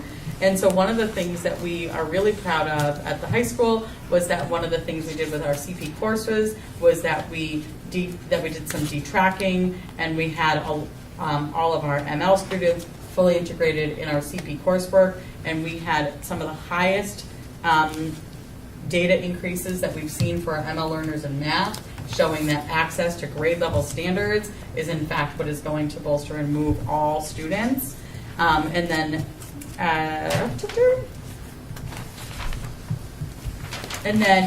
science at the high school, for some reason, the ecology section seems to have been an area for needing to look at further. I know that Kim Gustenhoven and the science department have been looking closely at the data to unpack perhaps what this was or what this impact is. And then from there, really thinking about what does support look like at the high school. A big portion of this, I'm going to go to the next slide. The big portion of this has been the alignment of an ILT with the common planning times. We have been working really hard in terms of competency determination and ensuring that we're aligning all of our common assessments. We have our foundation courses in math and science, and then we also have our Nearpod integration at the high school. Also with the common assessments that we are using across, really identifying the areas for growth and ensuring that we're aligning our assessment data. One of the slides that I took out, if you can believe it, there were more at one point, but one of the slides that I took out was a scatter plot that showed the district, that showed just gigantic numbers of students who had well above 50% in growth, but did not have achievement levels to the state average. And it was, when looking at, and I wrote down the numbers so that I could reference it, you're looking at 328 students in math and 256 in ELA. And I say that because the students are absolutely growing. It's a matter of how do we get our students so that their achievement marks, all students are capable and able to meet grade level standards, and it's how are we ensuring that we are getting the achievement to accelerate at the same rate, but recognizing that we are in fact, of course, making growth. And so the last slide, because I can't show it enough, is the instructional priority that we are steadfast focused on, and I think that recognizing that not all successes can happen in one day. But that how are we examining and using the systems and structures. I think we've done a tremendous amount of work to put things in place, and I think that there's certainly areas of data that can show it to us, but also things that the data showed us we need to go back and revisit. There you go. All right, so does anyone have any questions for Assistant Superintendent Young? Mr. Mulrennan. Thank you. If I could, it's just more of a comment, I guess. The councilors and the mayor have already left. They're probably watching this meeting at home, I'm sure, Ms. Young. But I like to use the phrase, money well spent. This is an investment that we gave to the council budget-wise, these curriculum programs invested into our kids, into our students. And my other note here, through the superintendent and the mayor's visits, we often bring up, obviously, the superintendent gets to call our school, but we ask the students, do you like this particular program? Do you like this particular activity? Do you like this? And oftentimes, I'm sure the superintendent will agree, the kids just jump up and smile. They're enjoying the change, unlike some of the adults around here. But the children are, actively engaging in lots of these programs that you talked about tonight. So, again, I want to applaud you and your whole department for, well, you especially for this presentation tonight, but the overall teamwork that you guys are producing across the district. So thank you for that. Thank you, Ms. Moran. And anything else for Assistant Superintendent Young? Yes, Mr. Lipset. Just, the curriculum subcommittee went through a lot of these numbers and I think asked, good questions. We had a good conversation about them. I think it's really important to highlight for the community. I understand people looking at our top line MCAS data and not being thrilled by it. At the same time, what really gives me encouragement here is that growth and that movement for our high needs populations, for students who had sort of been falling a little bit behind. That's where I think we are going to see a lot of benefit down the line. Again, going back to my roots, MCAS is a blunt tool, and I have come grudgingly to accept that it has its place, but it does not give us the kind of finely honed measurement on what our students are doing that a lot of the other data that we are using, the stuff that our teachers are seeing day to day. That's what really matters, and what we're really seeing here, I think, is that a lot of the changes that our administration has made, a lot of the changes that our committee has invested in, have allowed especially our most vulnerable learners to really be making strides. And that, in public education, a rising tide really, really does raise all boats, right? If we are doing right by our most vulnerable students, by our our learners who have struggled at times, that is going to have an effect all the way up the line. And so, I think I'm really happy to see a lot of the progress that's being made for students in terms of growth percentage. And I know that is going to impact the top line as we go, and a lot of the work that we're continuing to do and continuing to develop. So thank you for the presentation. I appreciate it. Mr. Lipset. Anything else? I mean, it was a lot of info. Yeah. I think on behalf of the committee, this was a tremendous amount of work to synthesize all this data, and we're deeply appreciative of all the work that you and your team did. Assistant Superintendent Young, appreciate that. I just had a quick question. What's the process through which it's decided what is the subject of AP classes? I'm just looking at these really extraordinary classes like Chinese language and culture, for instance. How does that come So some of to the being? some of the APs that are taken are not courses taught. Some students take AP courses. They take APs of classes that they self-study for. In terms of, these are the ones that were tested. In terms of the ones that are taught, and because I think almost all of them on here are, there's only a list of so many that are offered, and it's really incumbent on departments to determine which ones are the priorities to teach, and which ones are getting the enrollment year after year. With that's one of the ones, for example, psychology. There was a few years where it was like booming, but those have kind of evened out. I can tell you even with African American Studies, that was really high last year. We're down in a section on that. So it's kind of incumbent year to year. We also will sometimes put them out to offer them and not have anyone to sign up, so we don't offer it that year, but the student may choose to self-study and take it. But most of it is determined through AP itself. I'm sorry, could you just explain self-study? This is new to me. Sure. So for example, when we didn't offer Calc BC, we still had students who took Calc BC every year. They would take the Calc AB, and then they would decide that they also wanted to take that one, and so they would buy the book, like almost like an SAT book, and they would self-study to take the test. Oh, wow. Interesting. Amazing, okay. Does that prompt any new questions? It doesn't prompt, but I was reminded of a quick question. And sort of also just a statement for the committee. So you mentioned that we do see sort of learning loss over the summer. Yes. I want to, since I won't be here for budget talks, I want to flag for the committee the idea of potentially doing some investment in summer programming to help mitigate some of this. I think, if that's where we're seeing a lot of our drop-off, that might be a sound investment for the committee to make. We're applying, we applied for high-dose tutoring, and there's another grant that's coming up. We tend to be, again, I feel like we love to just be on that threshold cusp of typically it's been larger communities of need. But we are, I know, we're sitting on the webinar again this week with an effort to see if we can apply and gain more grant funding again. I appreciate it. Thank you. All right, well, I'm really appreciative of all the work that was done and the transparency of all the data that we can use to drive our policy making and budgeting going forward. I think that concludes that agenda item unless someone else has something. Okay. Moving on to, did you want to update the committee on the superintendent's goals last time we left it hanging? Sure, yeah. I think you had asked actually last time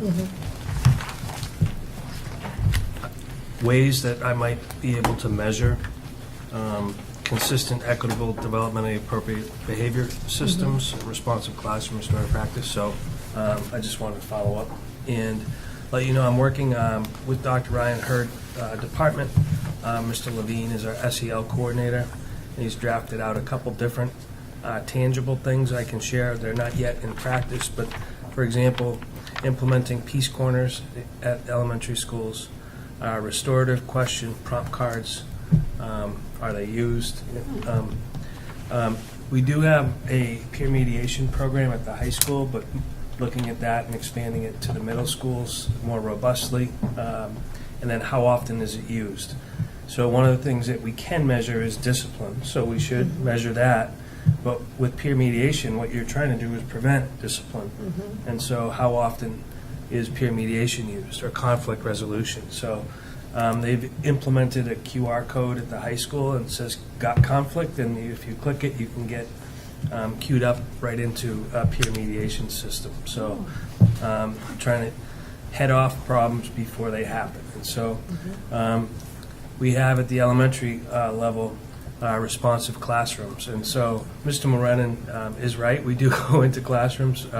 We're not early enough, but because oftentimes those happen at the beginning of the day at the elementary school where the responsive classroom is happening, and it's something that is a great tone setter for students as they enter into the day.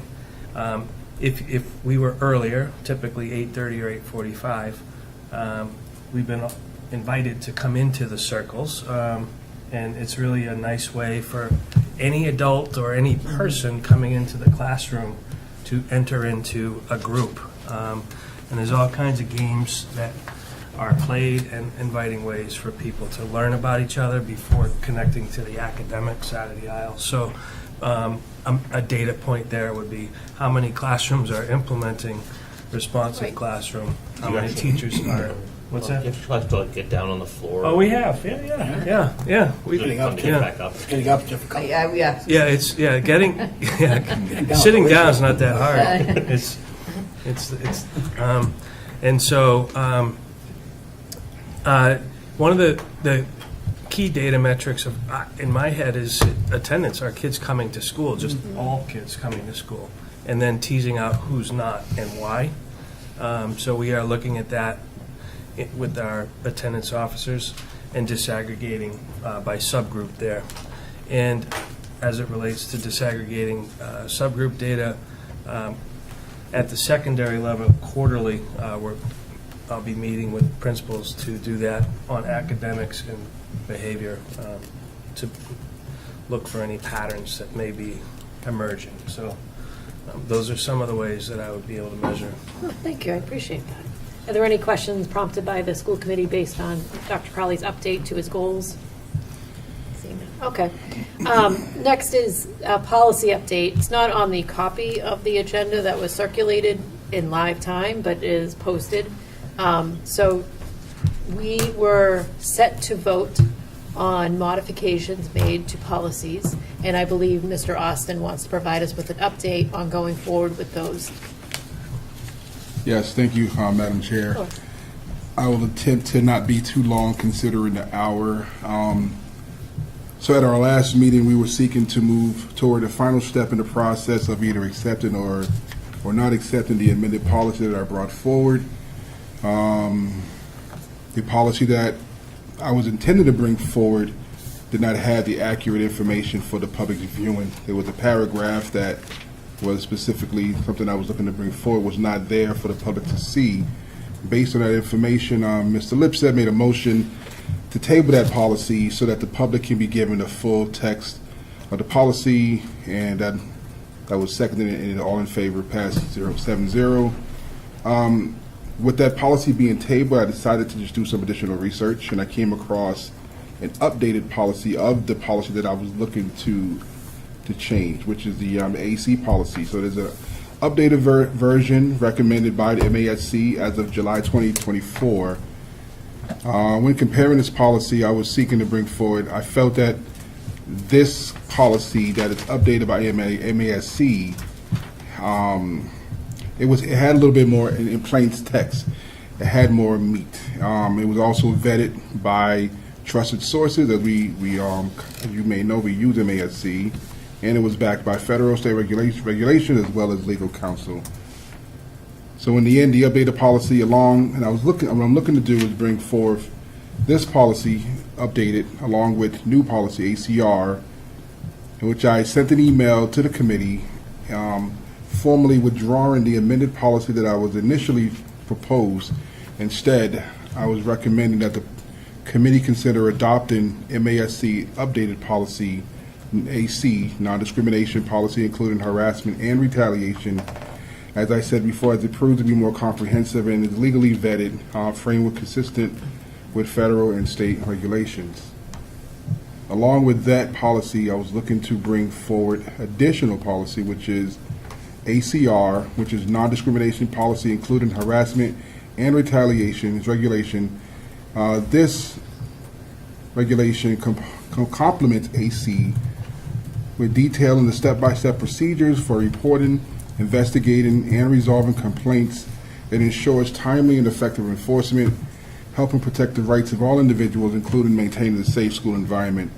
Along with that, in the email I sent to the school committee members, ACA, which is a non-discrimination on the basis of sex. This policy further strengthens our commitment to addressing discrimination, specifically on the basis of sex, as under Title IX and relevant laws, including protections for sexual orientation and gender identity. The additional policy I sent to the school committee was ACAB, which is sexual harassment.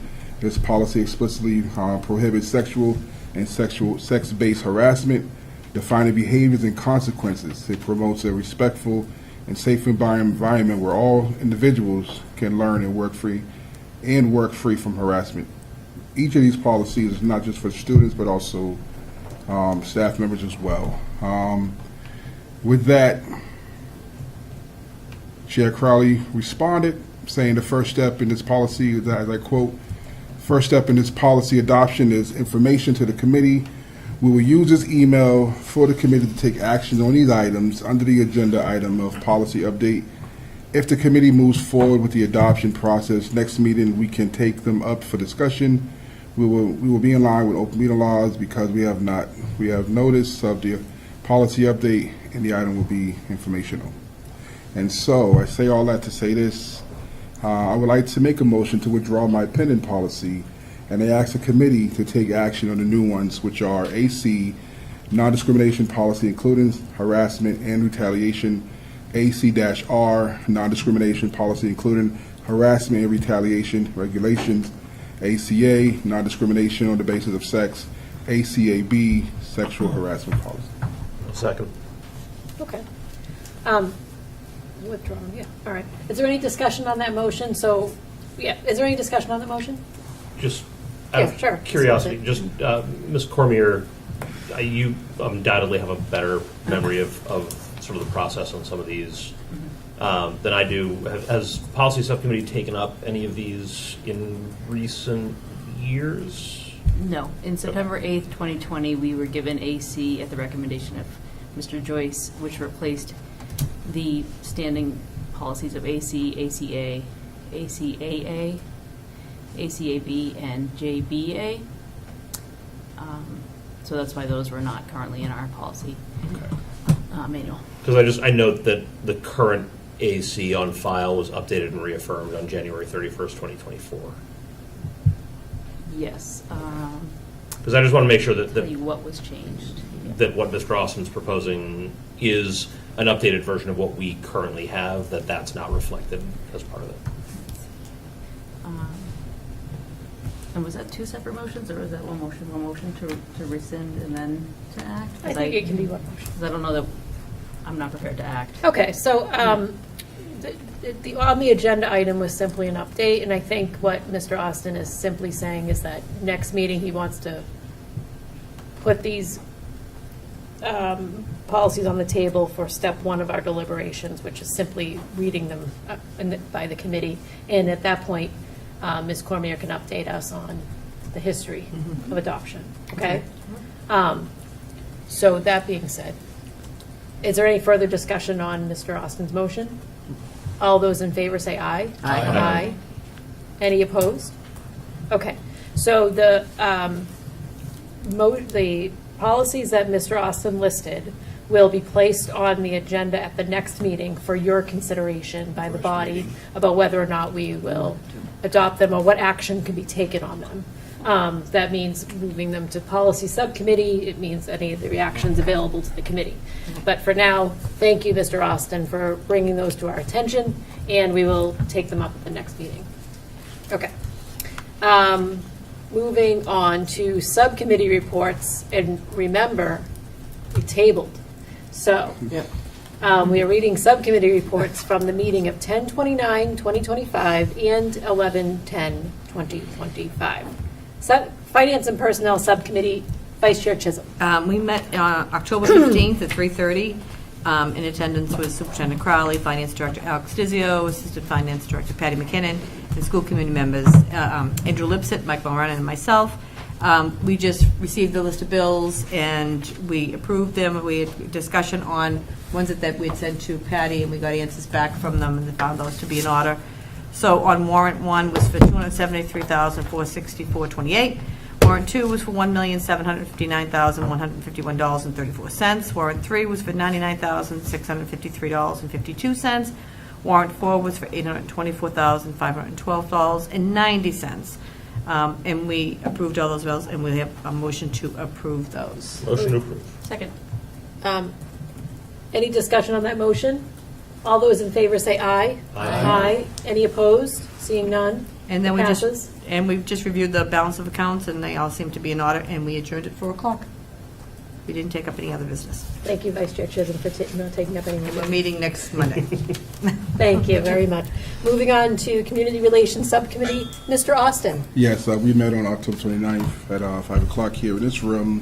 Those that were in attendance with Michael Mulrennan, Colleen Cormier, Nick Face, Matt McLaughlin, Dr. Crowley, and myself. The guests were Nick and Matt was from Sports Zone. They intended the meeting with the idea of connecting with the school. They provided an overview of their company, including its mission, community programs, ongoing initiatives, and how they engage with youth through sports learning and mentorship.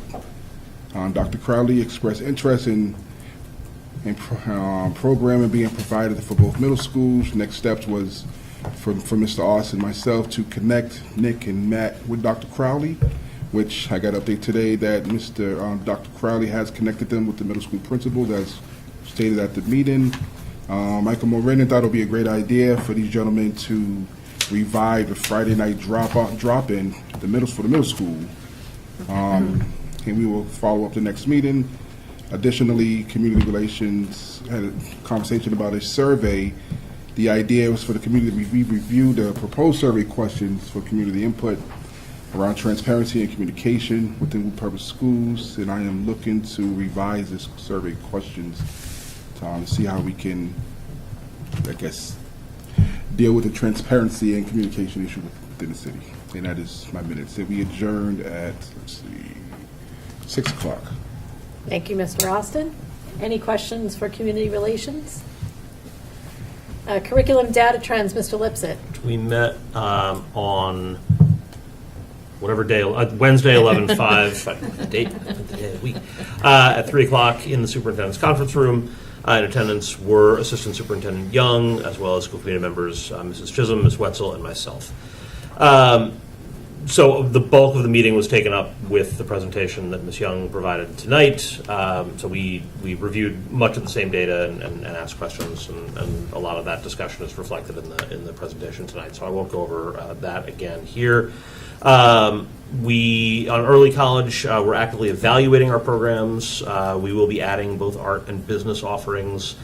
And my notes say designation was postponed until Friday of last week. I still don't have it. Okay. So postponed further.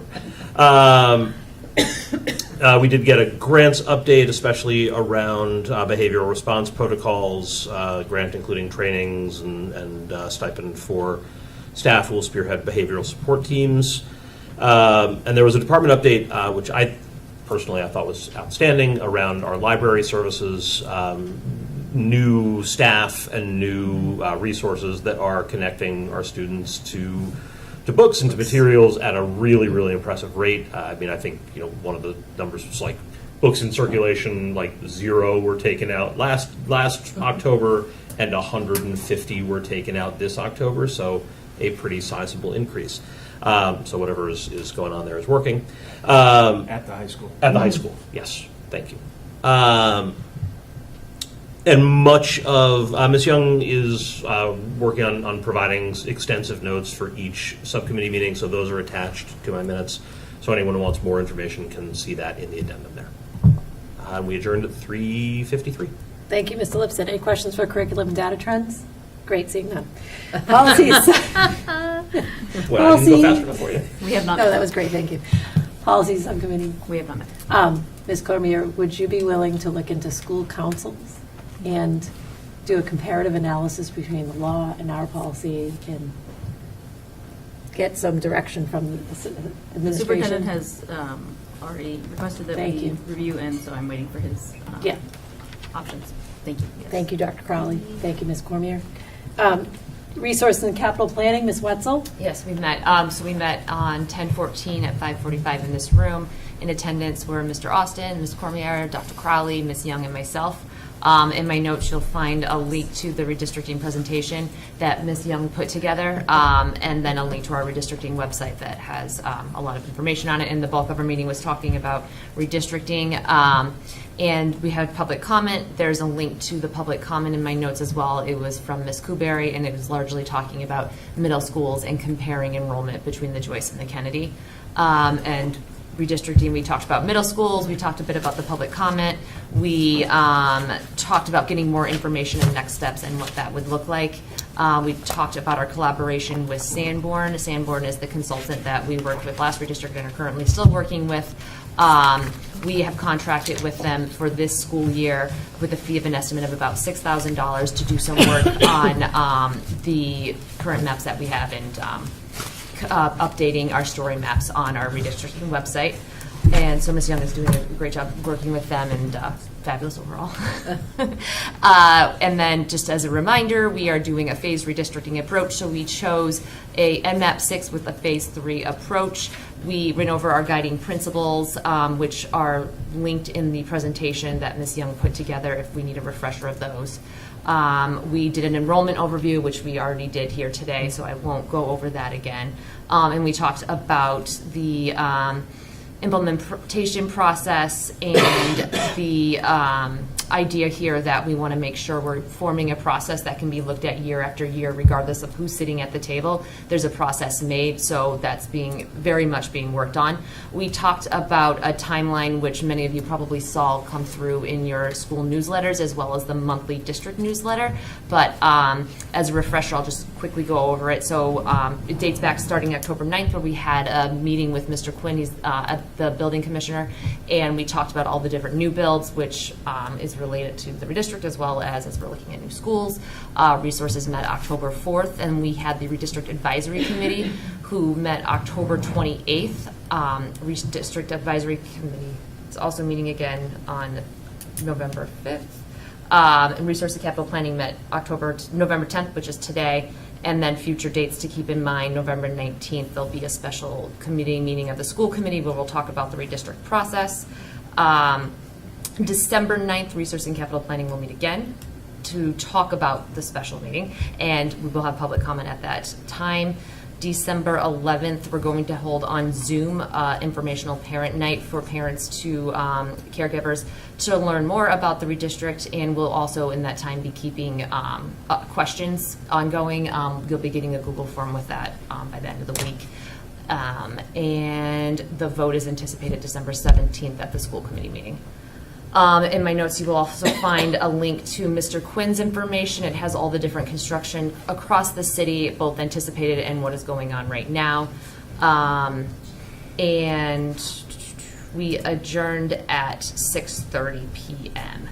And then we did meet again today before this meeting, and roughly I can go over notes. We discussed the redistrict advisory committee meeting that met last week. We looked at the options, which would be, do we want to gray zone some of the components?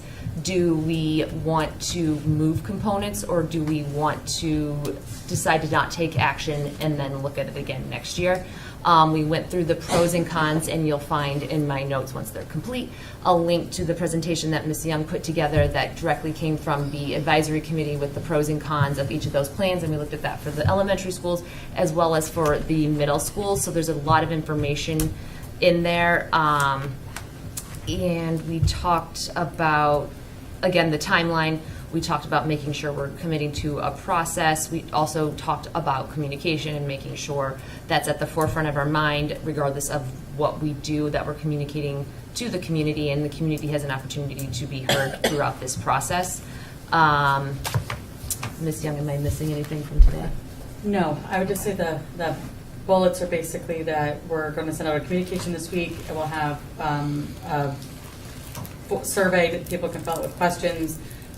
We'll do the presentation on the 19th of the options, which is just an overview. We'll make sure that that the committee gets all of that information this week, so you'll have it ahead of the 19th. And then the point of the subcommittee, December 9th, is that any questions that come out of the 19th presentation, we'll answer them and be able to bring them back before the vote on the 17th.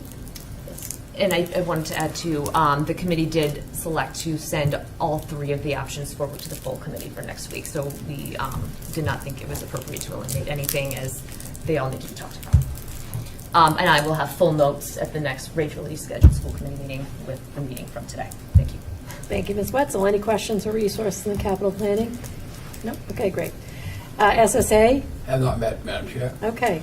That completes our subcommittee reports. Correspondence, just two things. Like I said, I mentioned earlier in the meeting, Rachel Kuberry and Brian Provencher reached out to the committee with regards to open meeting law and other things regarding school councils, and the action that we took is to postpone hearing the school improvement plans from the elementary school principals, and we're referring the matter to policy subcommittee to look into.